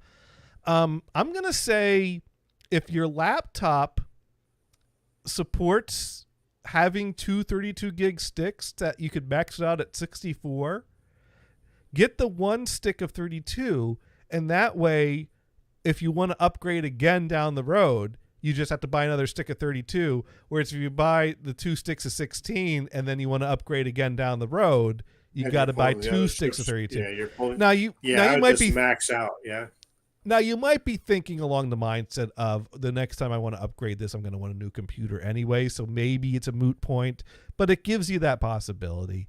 I don't think I don't know. Is there a difference? There might be a difference in RAM working in pairs rather than a single one performance-wise, but now you're starting to get into like gaming graphics, performance, frame rate type stuff, and that's probably not... here's the thing. That's my mindset. My mindset is 1 stick of 32 and you got space to upgrade. But there is part of me that knows something exists about pairing them, that if you have pairs, you're supposed to have them even amounts. So I would question if there is performance gain from having 2 sticks working together versus 1. I don't think there really is. And if there is, it's how measurable it is, I question. So what I do, but I wouldn't worry and too much I'm about that. with you. Although, like, I don't think there's a difference in performance. There might be, but I'm not 100% on that. and then that's in my mind as well. Is there might be, and usually what I do is let's say the machine has a capacity of 64, and I only need to get 32, but I'll say screw it, I'm going to get all 64 so they all match. Mhm. That way, if there is a potential performance problem because they're not matching, I've eliminated that. Now, it's going to cost me twice as much that I wanted to spend, but that's, you see what I'm saying? I So- avoid the problem by not, So, Google has come back with the answer technically is yes. There can be a difference in performance between running 1 stick and 2 sticks of RAM. Modern consumer CPUs work best when both channels of dual channel memory are populated. Using only 1 channel can reduce performance. Putting 2 sticks of RAM in the correct slots can double the bandwidth, which can improve performance, especially in games. Yeah. Some say that memory configurations with fewer memory modules are better for modern desktop platforms. For example, a 2x32 gigabyte memory kit may have faster speed options than a 4x16, although that's still not single. And then over here, however, some say that in some cases, the difference in performance between 1 and 2 sticks of RAM may be negligible. For example, in one YouTube video, the performance of a single stick of DDR5 RAM was very similar to a dual stick kit with only a small drop in performance. My thought is if you're not measuring benchmarks for game performance, you're probably not going to see a difference between 1 stick and 2 stick. And even then, you're probably the specs of the RAM you're buying is going to make a bigger difference than the number of sticks you put in there. However, if you are concerned about that performance, I would be evaluating the price of 2 sticks of 16 versus 2 sticks of 32. And if that price difference is not something that's going to break the bank, just buy the 2 sticks of 32. Yeah. In fact, I also tend to look at the chip speed and go, well, shit, I want to max out the speed as well. You know, might as well go for the best bang for the buck. Yeah. I buy high quality RAM, and I also I've been in the practice of just maxing out the motherboard for a while now. That's what I do. Yeah. In fact, this computer is maxed out at a stupid, ridiculous amount that I probably will never use anywhere close to its full potential, but it's there. I'm maxed out at 64. I'm maxed out at 64 gigs of RAM myself, which actually I think these days you could buy ones that do 128. So, well, the original IBM PC came with 64 megabytes. No, kilobytes. And IBM said nobody will use that much memory. Really? But which, of course, was just an open door for outfits like AppRat that I worked for, AST Research, and others to make memory boards for the IBM PC. So Sparky's asking if Crucial RAM is good. Now, even within the same brand, they'll have different levels of RAM. And I tend to go for not the top of the line, but I look at the range. I look at the reviews. I probably do things that don't necessarily guarantee success, because how much can you trust the reviews? But maybe there's something to that as well. Yeah. But generally, I've used Newegg.com. I try to get a feel for the reviews. I do a little bit of Googling. I think I've used Crucial. Let me pull up my past orders. You know what? I have used Crucial. In fact, I have ordered directly from Crucial because I figure, well, number one, they've got that nice tool to tell you what exact chips you need, and they give you a bunch of choices. In fact, you can Google the Crucial memory tool and bing bang use it. It doesn't force you to buy from them. You can say, oh, these are the chips I need. Then you go to Amazon or Newegg, and then you actually buy them from someplace else, and they may even be Crucial chips. I have used a bunch of Crucial chips. I have no problem with them at all. Well, last time around I used G-Skill, actually. G-Skill Trident Z RGB series. That looked to be and again I'll kind of look at like the top of the line and see what the difference is between that and the next one down, and kind of gauge bang for buck there. Sure. Because you could usually do better by just going down a notch from top of the line. Like you see the prices significantly drop and then the taper off, and so you kind of like the second best level seems to be generally. But then again, I don't always. Let me see what else I've ordered in the past. I don't recall Crucial being the top priced of the market, though. No, I'm trying to think when I last used Crucial RAM. Maybe that was. I think Crucial is what I eventually bought for the ASRock board when the RAM that came with it didn't work. but my my Newegg order history is not going back as far as it used to these days, so I can't see my full purchase history anymore. I've used G-Skill, I've used Crucial. Well, back in the early days, my Pentium 4 had like the cheapest RAM money could buy, but those were in my poor days. But it got the job done. So yeah, Crucial is as far as I know, is a company with a good reputation that I've heard many people use. It's it should be fine. Now, Chuckle Bump hadn't heard going back, Dune asked if the dude in Georgia also has a quad mixer for sale. Chuckle Bump pointing out she hadn't heard the words quad mixer since the Suburban Homeboys days. Oh God, wherever did that? I think that mixing board probably ended up in a dump somewhere. Or it's still in a storage unit. Oh God, that poor woman. That guy's ex-wife, she got screwed. Ended up with a bunch of eBay auctions and pissed off customers. And an ex-husband that used it all for meth. And Sparky asking about the PM he sent me yesterday. And Dune knows the answer to that question. And Brian knows the answer to that question too. Because we have a new Dune meme. Oh, yeah. Because what happened is I was talking about how Tammy Canada showed up in a suggested friends alert on my Facebook. Yeah. And was it that we're talking about something, and at some point Dune said give me their number, but couldn't have been whose number was it that Dune was asking for? Or Dune said, do you have a phone number? He goes, if you give it to me, I won't call it, I promise. And then he did the camera zoom in and did that goofy smile that was just so perfect that you absolutely could trust that face, and that he was absolutely good for his promise. That is totally what that face said.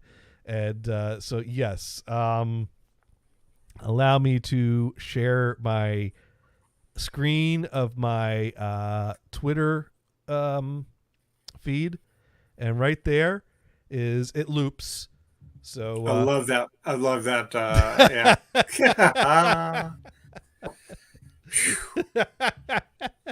That is the smile of someone that is up to something. Definitely. It was just such a perfect face he made for the camera. Beautiful. Yeah. I was like, oh my God, we have to capture that.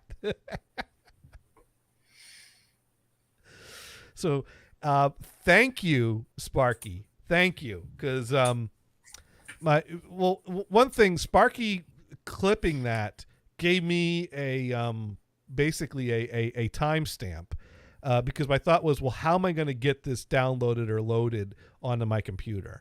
And I was like, oh, well, he streams to YouTube as well, and I use YouTube downloader sites all the time. So I pulled up the episode on YouTube, I copied the link, I pasted it into a YouTube downloader site, and it gave me an error message and crashed out.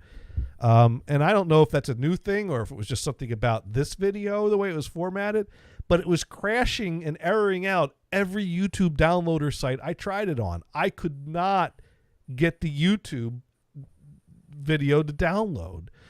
And so finally I Googled for, is there a Twitch downloader app, or a Twitch downloader page that you can put in a Twitch link? And sure enough, there was. So I grabbed the URL from Sparky's clip, posted it into one of those, boom, downloaded Sparky's clip. And from there, I was able to load it up into Vegas and take snapshots of 50 frames, import them into layers in a Photoshop document, and then enable the animation option so it laid them out in the timeline, and export to a web format, which would give me the option to do a an animated GIF. And now we have it. It runs a little slower than real time, but it's So I think it helps. So, by the way, a lot of games and stuff on iPhone, iPad, whatever, tablets, or Androids. The mode is you can either pay for the app or you can watch the video, right? Right. Video ads, right? Right. Lately, I've been seeing a shitload of video ads for different AI apps. You can take a picture and you can turn it into a singing a person or a dancing person, or you've got a shitty looking photo and you can have AI clean it up for you. All of this stuff, you're just pummeling with these ads. It's like, oh crap. Well, I got to tell you, I had a situation recently where I was over on the Quad forums, and sometimes people type in things discussing things related to music that aren't necessarily directly related to Quad. And so recently there was an article in, the Washington Post, where they sat down with 3 of Frank Zappa's kids, Amit, Diva, and Moon Unit. Apparently at this time, Dweezil is not on speaking terms with them, and definitely not on speaking terms with his brother. And and I already knew a lot of this. Basically what happened was something happened that Gail ended up favoring the younger kids to the older kids.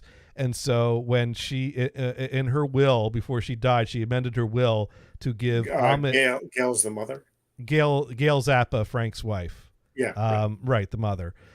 She set up the Frank Zappa Family Trust to give 30% ownership each to the 2 younger kids, Diva and Amit, and to only give 20% to each, Moon Unit and Dweezil. Basically leaving a situation in which Amit and Diva were calling all the shots and running everything, and Moon and Dweezil had no say.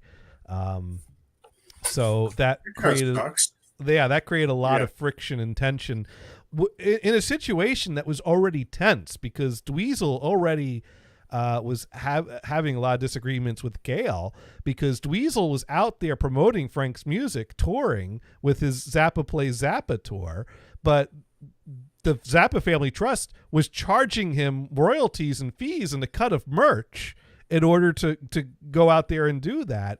And so he felt he was not getting his fair share or his fair pay for the work he's putting in, and it's all funneling into this Zappa Trust, which a lot of that money was getting pissed away on frivolous lawsuits defending the copyright. Sure. Which, I mean, maybe he ought to go solo. It's just Dweezil now. Well, there was a whole lot of drama there, because at some point he changed the name of the tour to Dweezil Zappa Plays the Music of Frank Zappa, and then they still sued him. And so then he changed the name of the tour to Dweezil Zappa Plays Whatever the Fuck He Wants, was the name of the tour. And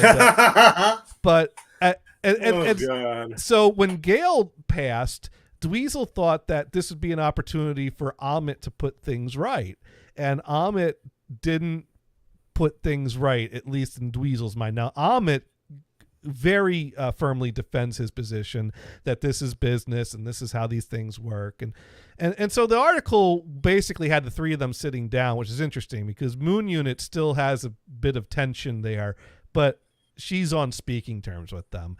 And so like there was one point where Moon was talking about how she was annoyed at how when they sold the house, the mansion to Lady Gaga, that she wasn't informed about any of this and kept out of it. And Amit's like, well, there was a non-disclosure agreement with that. I legally couldn't tell anyone about that. She's like, well, couldn't you have asked if it was okay to fill in the other Zappa kids about this? He's like, well, I wasn't talking directly to her. I was talking to a manager, and those were the terms. So, he feels that his actions are defensible. Dweezil and Moon Unit feel that he has other options that he has not pursued. And there probably is some truth there, but Amit feels that he's got to run. Anyways, it's a whole lot of drama, but it also goes into, I mean, they had not a standard family life growing up. No, I agree. Actually, which of the family members are actually out there doing something constructive?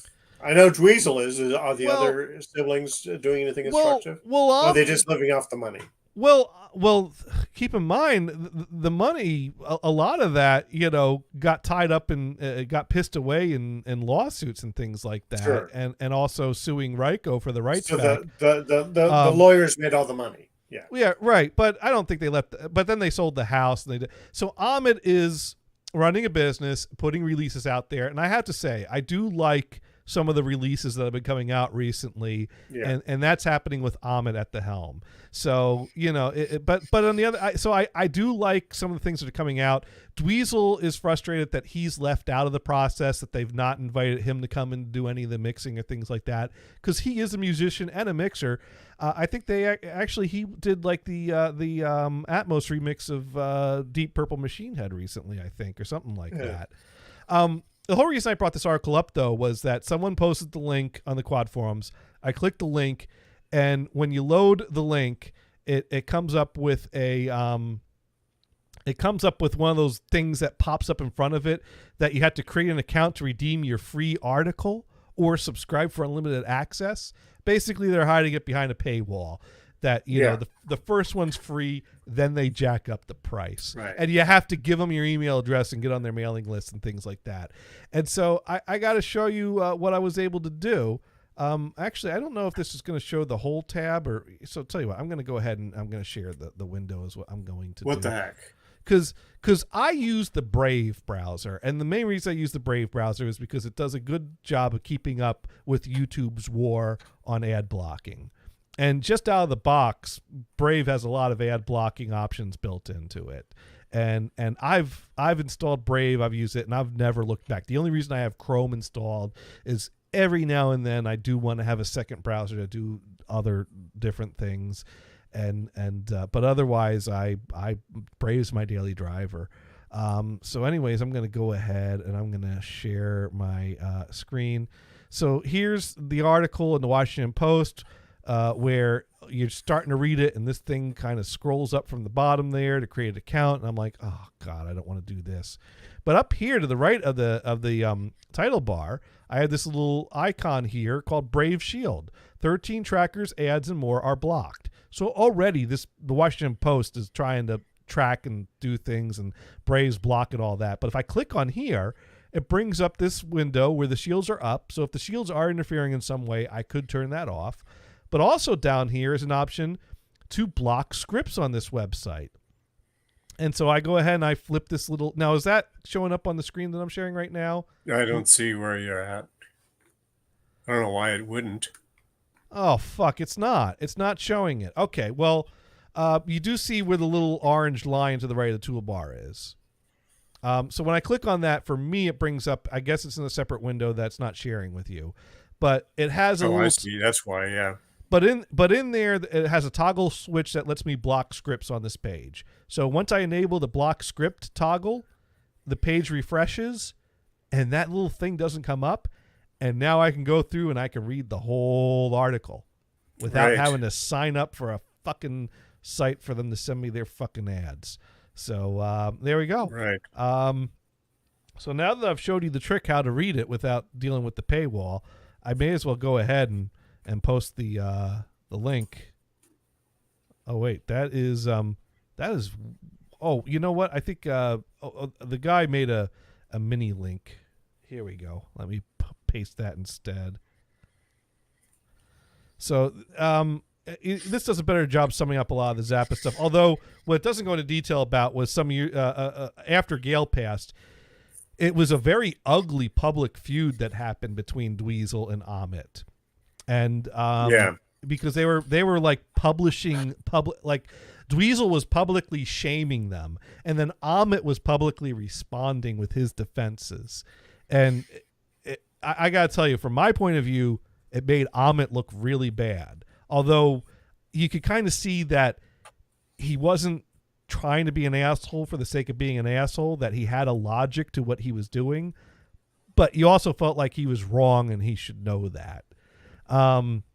But then Ahmed also, there is a Zappa podcast, the ZappaCast, and Ahmed and other people in that world participated with it, and they invited them to be the official Frank Zappa podcast and hosted them on their website.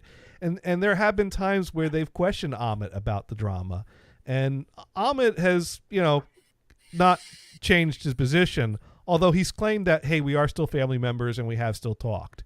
But then, so I thought that, maybe they patched things up. But then this article went into two things that stuck out to me. One, that they eventually settled the business things, and part of their settling the business stuff included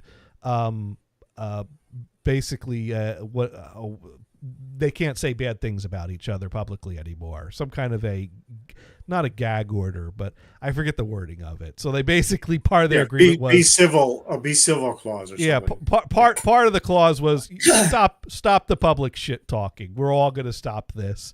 Sure. But then the other thing is that the interview was with 3 of the Zappa kids, and Dweezil was reached out to, and Dweezil's wife responded on his behalf saying he refuses to sit down with his brother now or ever.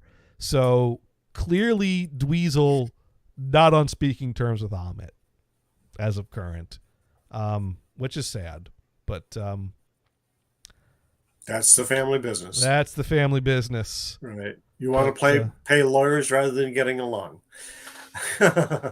Well, I mean, to me, is the Hendrix family finally over their little issues?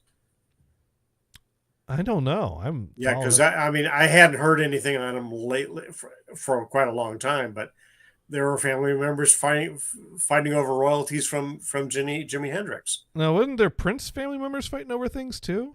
Oh, probably, yeah. It's just mind blowing. No, that link doesn't block it, but if you have the Brave browser that blocks scripts on the website, you can block that from coming up.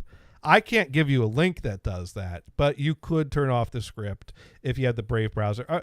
Other browsers might have ways to block scripts too. I was just going into like, hey, look at me gaming the system with Brave, because I've really been happy with it.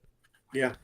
Oh, Sparky saw no pop-up on Chrome to subscribe. Sparky might be using an ad blocker that also blocks that. So that he mentioned uBlock on Chrome. Yeah, now is uBlock the one that's going to be weekend when Chrome disables the certain features? I don't know. I know Chrome's getting ready to do away with certain protocols that some ad blockers rely on. That's going to make it. Again, this is the company that used to have the catchphrase "Don't be evil," and they are full-fledged evil. I absolutely. Oh yeah, sure. I despise Google. I absolutely do. Yeah, I mean, that's a line. It's like, I'm working with this nonprofit that does foster homes, and this I don't know what his title is, director of mental health, called us, and the first line's out of his you don't need a lawyer for this meeting. The hell you don't. The guy's a little fucking Nazi. And he had it against it. We're just a small nonprofit. What's the big fucking deal? Didn't want to deal with this for some reason. Anyways, I guess uBlock's doing a good job because Sparky's not seeing the ads on YouTube.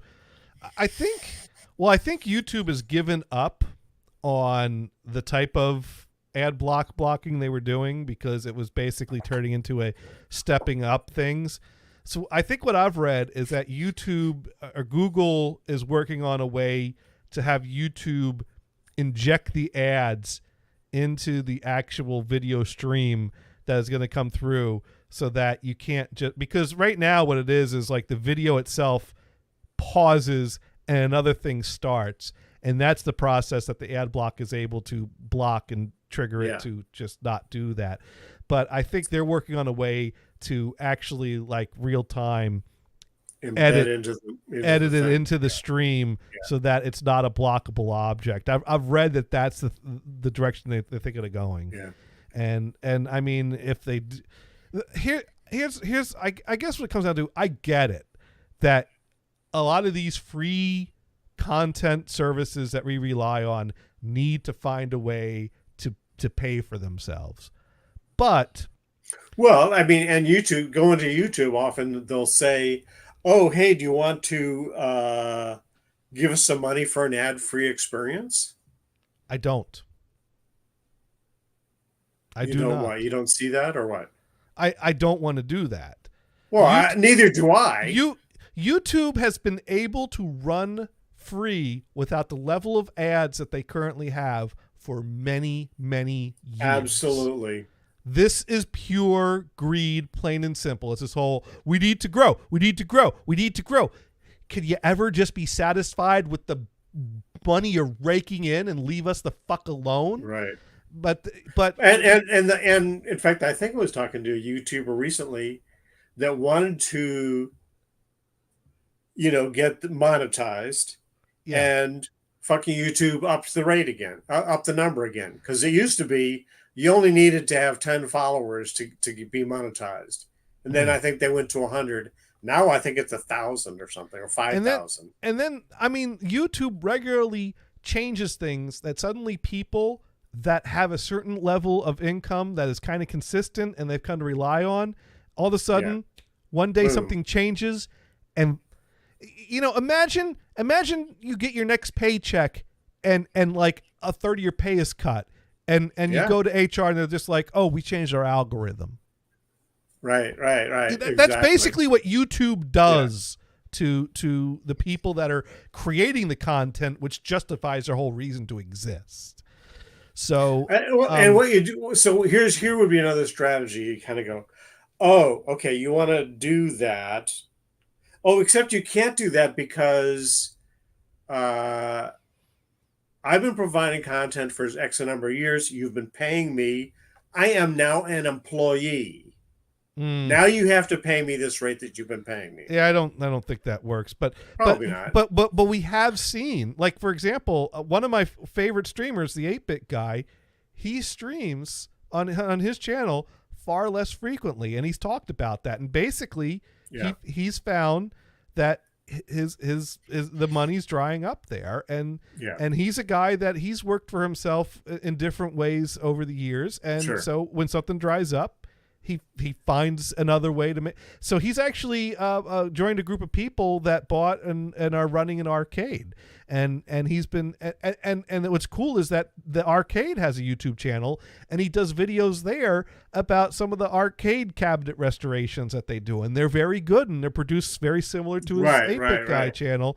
But also he's making money helping a group of people run a business, an arcade that's bringing in money. So, but that means less YouTube content on his channel. Yeah, sure, absolutely. And that's what happened. But here's the thing: I think YouTube, when they first started putting the ads in that were on the beginning, it wasn't that bad. It was like one ad that you could skip in every few videos. And then it started being like every now and then a video you can't skip, but then a video you can skip. Now it's 2 videos. You might be able to skip one of them, but not the other. And then interrupting in the middle with more. It's gotten to the point that it is so fucking disruptive that YouTube is barely usable.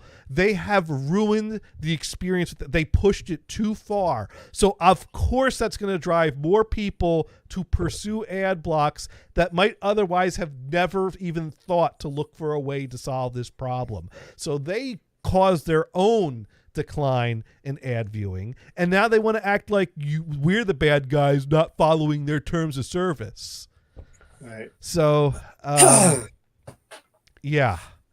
Well, then you follow these content providers that are saying, "Oh yeah, hit me with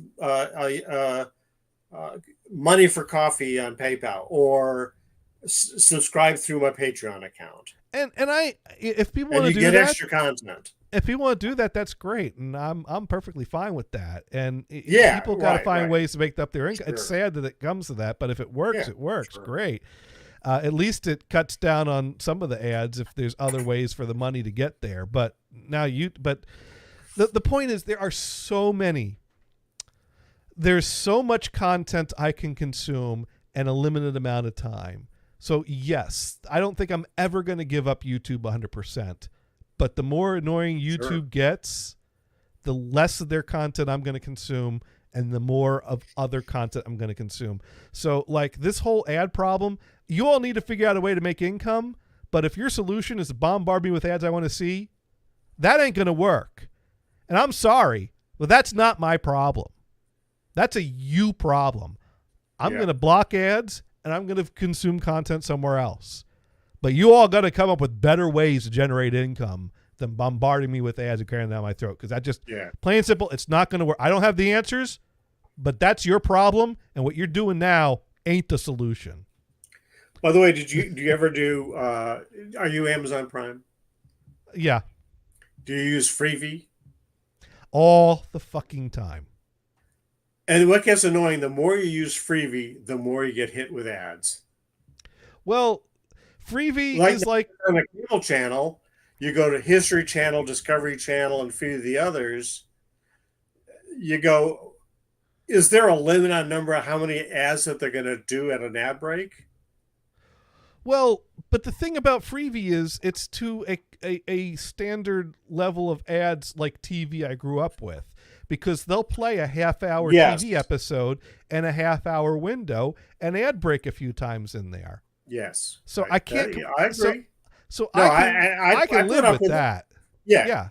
But like, again, Discovery Channel and History Channel and a couple of the others, they bombard you with, okay, I swear it's a lot more ads than historically reasonable. Well, part of it could be, well, here's the thing. TV shows, the length of TV shows has decreased over the years, so it depends what content is being used there. Well, and I'm mostly talking, on those channels, it's mostly quote unquote reality, more recent stuff. But Curse of Oak Island, for example. But the reason, no, I know. Just kidding. The reason you might feel that the ads are more on Freevee is because there's less variety in them, and you're seeing the same. I'll watch. This is true too. Yeah.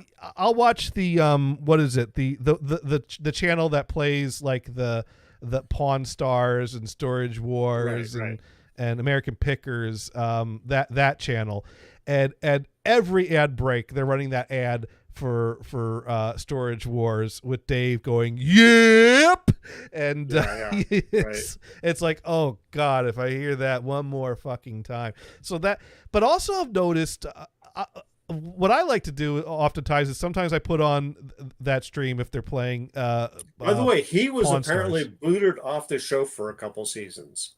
Well, that show's was totally fake anyways. Of course it is. It's a reality show. I stopped watching. What is true about reality shows? Well, I do. Curse of Oak Island is an example. I do believe there's some truth in Pawn Stars, although I do think they stage a little bit of it. But I do think there ultimately really are people selling things in exchange for money. The floor of the pawn shop that you see on TV, that's a studio, right? That's totally controlled. So who's in there? They pick people because it's a pawn shop in Vegas. They're mostly buying and selling watches, jewelry, gold, silver. Sure, they know that.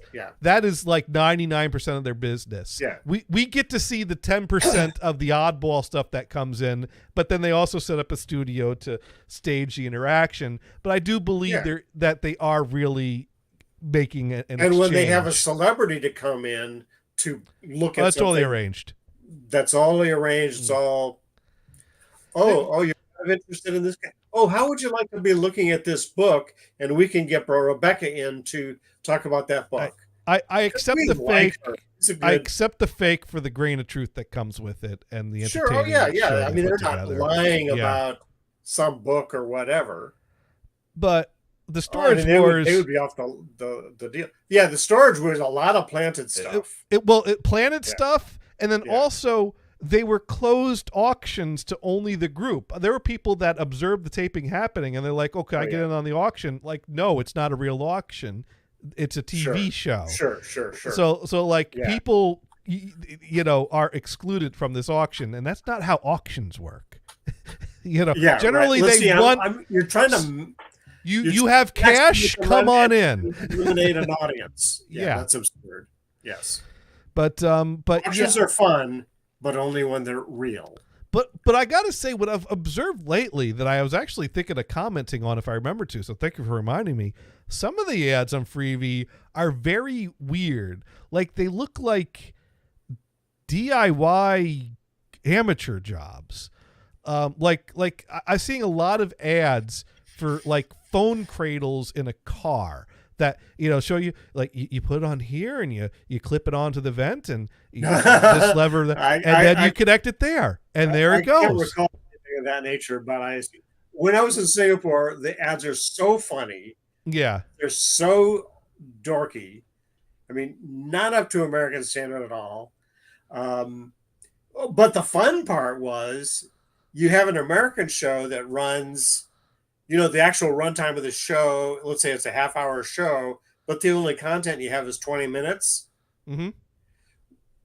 Well, they don't fill up those gaps properly, so the show will end even up to 10 minutes early, so they can start another show to fill the gap, and then they cut off that next show. Well, we're not showing the whole next show. We're just going to show you to fill the gap. It just was hilarious.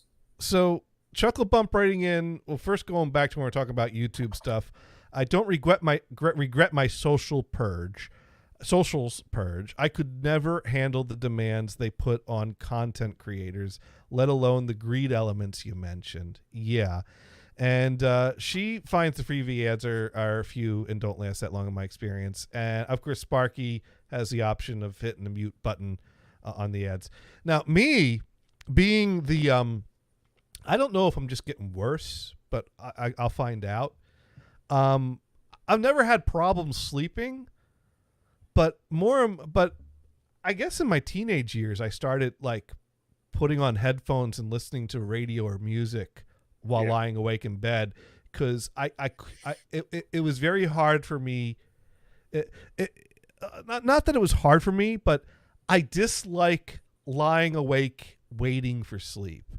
You could try to think of things to think about and kind of get through it, but at some point I found out, oh hey, I have a radio, I have headphones. This gives me something to do to pass that time. And then you get to that point where you're tired, you're nodding off. Or you wake up and the headphones are still on your head, so you reach over, turn it off, take off the headphones, roll over, go back to sleep. It gets you to that point where you could easily knock out. And of course that eventually evolved into watching a little TV before I go to sleep. And for years, my habit was watch a little TV, get tired, turn off the TV, or watch a little TV, nod off, come to, turn off the TV, roll back over. But lately, my go-to has been leave the TV on the whole damn night. I rarely turn it off at this point. In fact, on the cable channels, they don't go to dead air like in the old days. No. That's a you generation thing. Yeah. Hey, they used to do that. They would go off the air. I've heard bits about that. Yeah, right. No. In my childhood, that was still a thing. Sure. Yeah, I know. Yeah. But that's funny that whoa. Chuckle Bump writes in, dude, it's 3 a.m. for me and I'm here, so I'm a teenage you. Oh, you're an adult me too. Because I'm 3 a.m. my TV's on while I'm sleeping, and I won't turn it off if I wake back up. I'll actually pay attention to it a little bit as I drift back off. I've reached a point now that I like the TV on all night. And on the weekend it's Pawn Stars, because that channel only runs Pawn Stars on Sunday and Monday. So Saturday night and Sunday night I watch that. But the rest of the week, for a while, it was Alf that I'd let the Alf channel run overnight. Right. But then I didn't like the animated episodes as much as the real life episodes, and the real life episodes only had 4 seasons, and so once they repeat a few times, it's like, oh, it's the same old ones. So now I'm on the Corner Gas channel, is what I'm watching for my overnight TV, and they've had a number of seasons of the regular show and a number of seasons of the animated show, and the channel goes back and forth between them. and they got the same actors voicing them. So when you're, rolled over, not looking at the screen, you can't even tell if it's a real episode or an animated episode. Now, Sparky says that the TV yapping would keep him awake, and he listens to the rain falling. And, that's... My brain works different from most people. I know that. There ain't no denying that. My wife likes to have TV on. Get in bed, we put the TV on.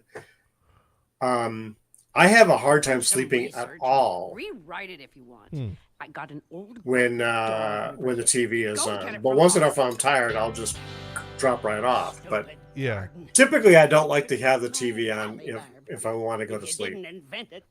Yeah. So it depends. I'll put it on for a while and then. Oscar.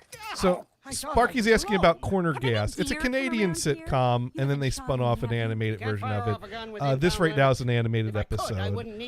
It takes place kind of in the middle of nowhere town up in Canada, where they had just this.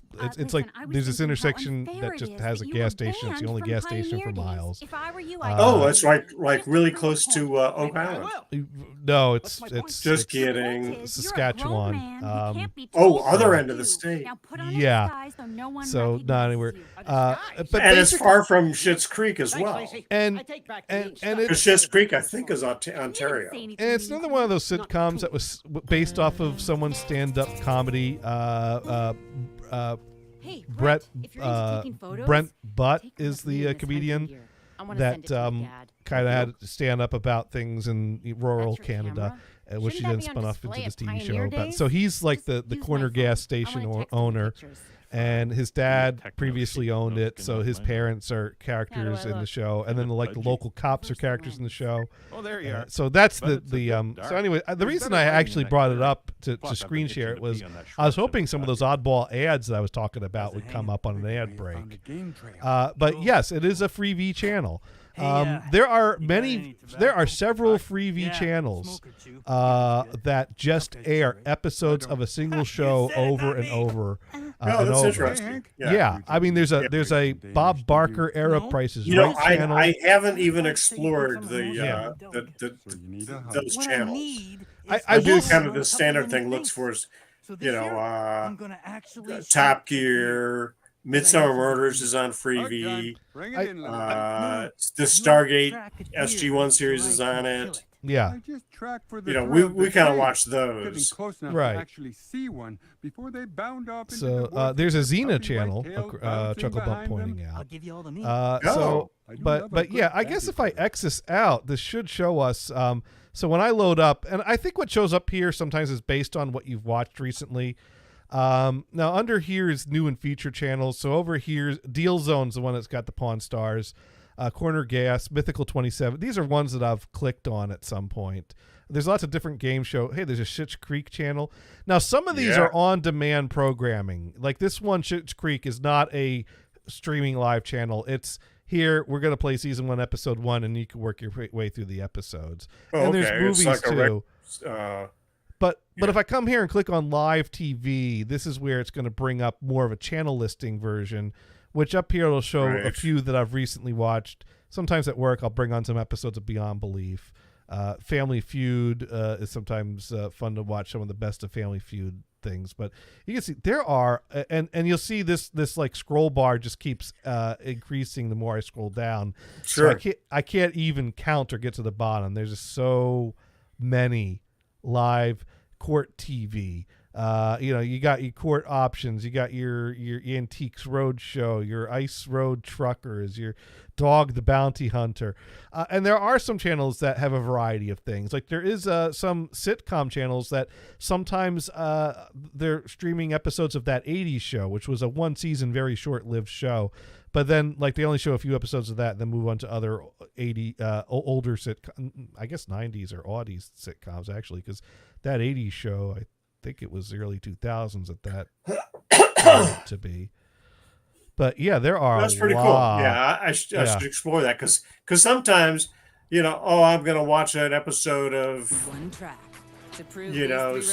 Star Wars or something rather, simply because I can't think of anything else to watch. So I need to do some more exploring. So let's see. This looks like normal ads. I swear, at night when I'm running it, these weird ads of just some random dude showing how to use a phone mount for the car keep showing up. Yeah. This is not the typical, and it's the same channel. The Corner Guest Show. I have to laugh at the products that are promoted by this outfit called Bulbhead. Okay. A lot of oddball inventions, and they have the same taglines like this is going to be a limited availability because of supplies change shortages and stuff like that. Like, Yeah. there hasn't been Syrup supply. It's in the fridge. they haven't been supply chain shortages for a Where's couple the of years Morrison now. History book? Can you find it for me? Why No, that can't was a you brief find thing in the early part of I can COVID. barely see out of this giant stupid bonnet. I mean, don't get me wrong. If I had an operation, So to yeah. keep me from Anyways, looking at Sparky's pictures- asking if there's a Car 54. Where are my you? garden, Channel. find my book. Oh, that on- would be Anyone good. do on, anything for um, That would be themselves? good. That's Well, what I they think should they want have to do, on-demand seasons on Prime Video. What? Yeah. Although that's Oh, you Prime. know, so I you gotta have to have take a Prime. quick break.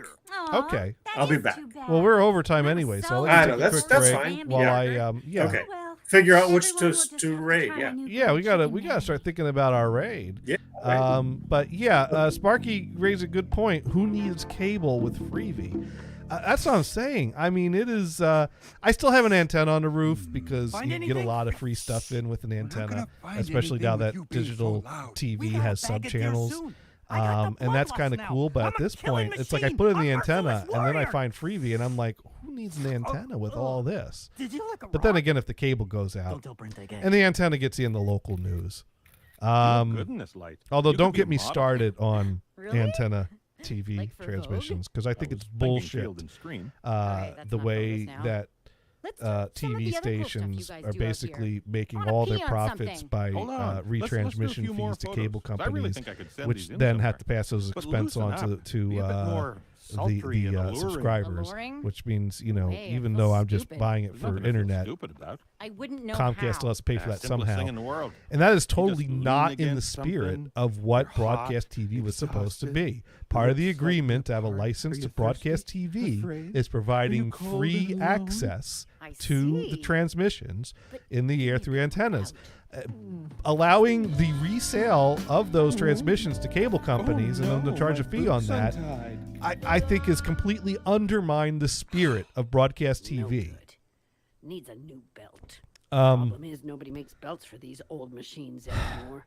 You do whatever it takes and to make and it run. yeah, All right. of course, if everyone would just put up an antenna and Cheek on?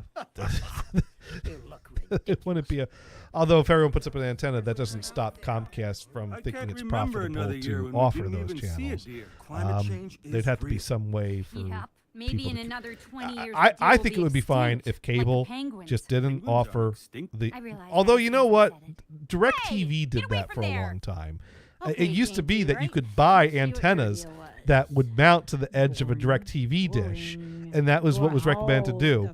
Subscribe to DirecTV. You don't get your local channels, but just put an antenna on for that. Expecting that. But ultimately, that proved to We're not close be to a popular Pioneer option. days.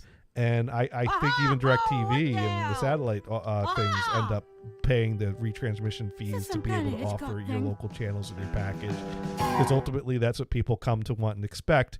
But they don't understand that that's why the bills keep going up. Struggling with moderate to severe Crohn's disease or ulcerative colitis? Just put a damn Talk to antenna your in your doctor about attic. It's number not one that prescribed hard. Entyvio, offering 2 maintenance options, including the Entyvio pen. Infusion and serious allergic reactions can happen during or after treatment. Entyvio may increase risk of infection. Now which can be Sparky's serious. saying if PMO, everyone puts up an aware, antenna, the cost of just potentially internet will go up. They'll fatal still get infection their cannot money. be ruled out. Well, my Tell your point is, doctor if you everyone have puts an infection, antenna flu-like up, symptoms, sores, or are and prone to infections, liver Comcast problems can occur. Entyvio, finds a relief, way to remission for determine real. that the demand is not there for retransmission of local channels, Comcast could drop the local channels. They wouldn't have to pay the retransmission fees, and then they could, well, they wouldn't drop the price, but they could not increase the price for longer before they decide they need to line their pockets more. What I liked about But- television in Singapore Yeah. is that you could choose Slow and the steady type of wins the programming you race. wanted. You hear it so often. And let's to forget say just how amazing slow. I can want be. 3 different At sets of Acorns, programming. we help your I money pay for harness the bundle of power 3. Slow. And Invest you know, what there's can. several many Chance to bundles, grow with and I pick the time. ones that I want. We believe that The heck is this slower talking is better squirrel? for your money and other stuff too. This isn't the stuff they play. They must Instant play replay, slow cheaper down ads food. at 3 in the morning than they do Oh, at prime sure, time. sure. I didn't realize that the corner gas TV was playing more professional ads during the day. So I'm gonna have to I'm gonna have to like screen grab it one night so I can show you these weird ass cheap ads that I'm getting that night. That would be fun. That Yeah. would be. Yeah. Because it's like some dude that's just got a box of these things in the garage, I'm thinking, and he just makes an ad like, you know, you twist it here and the things come out here and you clamp it down on the phone and then you can put it on there while you drive. So this guy is the guy that developed this product, couldn't make it on Shark Tank, so he's going to do his. so he's doing 4 a.m. ads on Freebie. Nothing. Just Right. woodsy. But anyways, of course, the problem with what I'm saying about, you know, if we could get to a point where everyone relies on an antenna for the local transmissions, like in the spirit of the whole original purpose of broadcast licenses, and then we don't have to fund the rebroadcast fees that cable companies have to pay these stations. The problem with that is that the local TV stations couldn't survive if they suddenly lost that income. But like, how did we get to this point? How did we get from an era where TV stations could rely on You know what? TV stations deserve it because they went for the whole thing of, if the stadium seats aren't filled, we're going to black out the channel for locally, like, you know, that game, like, you know, fuck you, man. Well, and I'm with you. Fuck you to the local TV stations, but also if we change things to my ideals and they result in our local stations going bankrupt and then they go away, what have we gained from that? But nothing. Exactly. And lost nothing. No, we would have lost something. No, I don't think so. I think so. I think local channels is where, you know, a lot of the, you know, I mean, it's where the relevant content is. The local news will actually talk about what's going on in your backyard, you know. I don't know. Well, how do radio stations still exist? That's a good question. It pisses me off. To me, the whole concept of broadcast TV selling their streams for retransmission fees to cable company has got us to this point now where the whole free broadcast has been completely undermined. It's not at all in spirit of what it was meant to be. Sure. And I'd love to see that fixed, but unfortunately, you know, the golden rule, the person with the gold makes the rule. Well, and when the other thing is the local TV station, their stream to the cable, does not that include the ads that they're getting money on, revenue on? And then the cable company add their own ads? But the sounds cable to be like a partnership. But why does the cable company have to pay? Because the local channels own that content and it's profitable for the cable company to offer local channels with the package to local people. People have come to expect that. I remember wasn't there like a big brouhaha between CBS and Comcast in the LA area when CBS. I didn't miss that, but I remember because I remember the news stories about it where both sides were blaming each other. CBS wanted to increase the fee, the retransmission fee, and Comcast didn't want to pay the increased fee, and so Comcast kept billing it because CBS came out with the whole. The big bad evil cable company doesn't want to pay us, and that's why you can't get Channel 2 on your TVs anymore. And so CBS actually started like a promotion where they were giving out free rabbit ear antennas to people in the area so they'd have a way to tune in CBS while Comcast was refusing to pay them and retransmit the channel. And then Comcast came back pointing out, hey, no, we're not the bad guys. We're trying to keep the costs down so we don't have to pass that expense on to you. And on the one hand, okay, That's a valid point. But on the other hand, I don't really believe Comcast is all that interested in keeping their prices down. They'll charge as much as they can get away with. See, that's why the Singapore plan, where you choose your content, makes sense. I mean, the only choice I have is to whether I'm going to pay extra for HBO or Showtime or whatever, or get that on a bundle. Why can't I choose if I have no interest in, say, sports? Why do I have to pay the fee for ESPN? And I have no choice. The pie. The What? pie. The Well, there's pie? your choice. Your pie. No, this is things that start with P. Sparky was asking if we ever talked about words that start with P. And we did. Pie. And speaking of pie, 3.14. Oh, yeah. that's my learned. Well, we'll get to that in just a moment. I know. I was just throwing that out there since you mentioned pie. Yeah. You wanted to make sure you didn't forget. So where was I going with all this TV stuff? So, but anyways, at some point they worked out the agreement, but that's when it was like, my God, these two huge global corporate these huge entities bickering over how much of a cut of the pie they get, and people get caught in the middle of having access to their local news cut off because these people are getting a pissing match how to divvy up the money. Of course, at the same time, and this is over years, people have been plugging the TV cable on Comcast. I'm tired of this, and going to Sling TV or somebody else. Yeah. Well, there's so many options. Well, like Sling TV is $40 a month. Well, look at all the options you get on Freevee for free. This is why I don't even pay for TV anymore. I just pay for internet, which is not cheap, but it's cheaper than paying for it with internet with channels. And I get all my content. We pull the cable for the Beach House. Of course, we're only there a couple of days a week, and it's like every other week. We're not there that much, and I don't really miss the cable channels that I was using. Yeah. Saturday night I tend to watch the Heroes and Icons channel, H&I, for the war TV shows. Combat, Rat Patrol. I don't really care for 12 O'Clock High because that's just too much drama. I like Rat Patrol, but at this point, I've watched every episode more than once because there's only 2 or 3 seasons of it, but I like the show. I like Combat still because I once in a while see a repeat, but I haven't seen everything. I'm like, oh, there's another episode. That's a good one. Haven't seen that one before. What have we learned here this week, though? Because we do try to be educational here on... Insert title here. And so you learned about the Raspberry Pi, right? Yep. Short out pins 5 and 6 or whatever I said. Yeah. And I learned that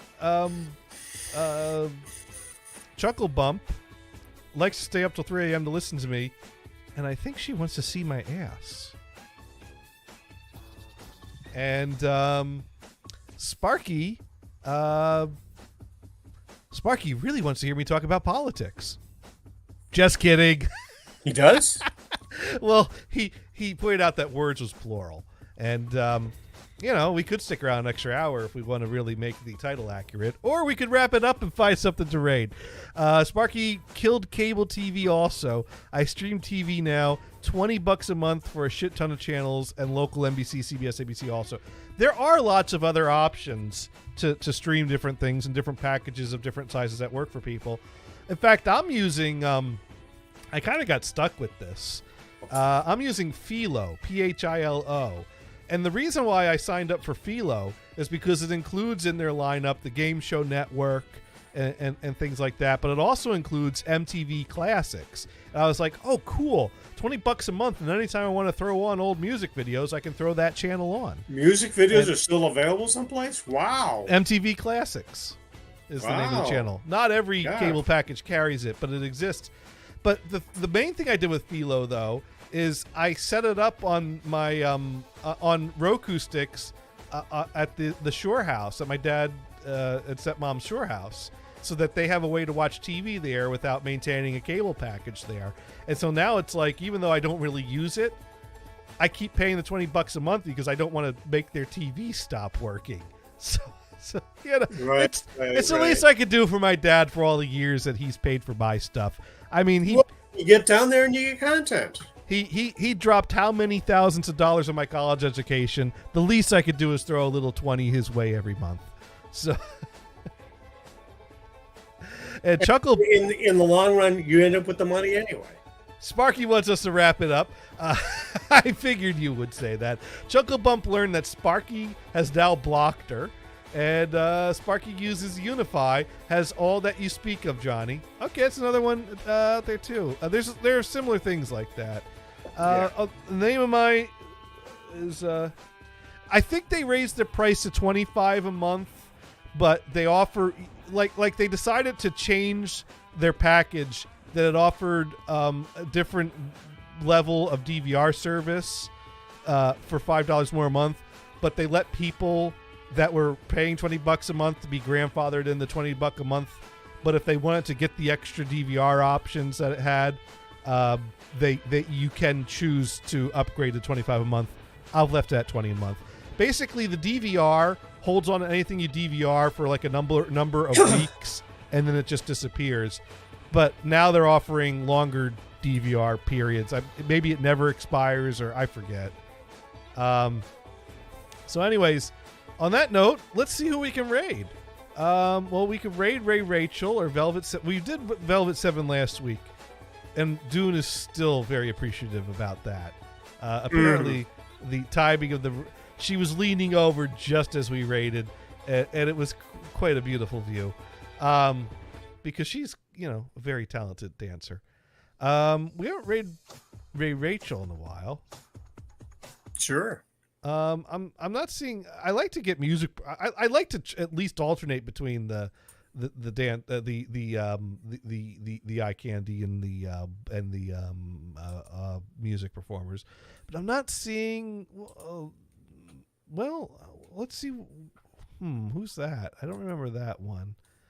And then we got some just chatting channels that are on. Oh, that one went offline, so I guess we missed that one. All right, well, I guess, you know what?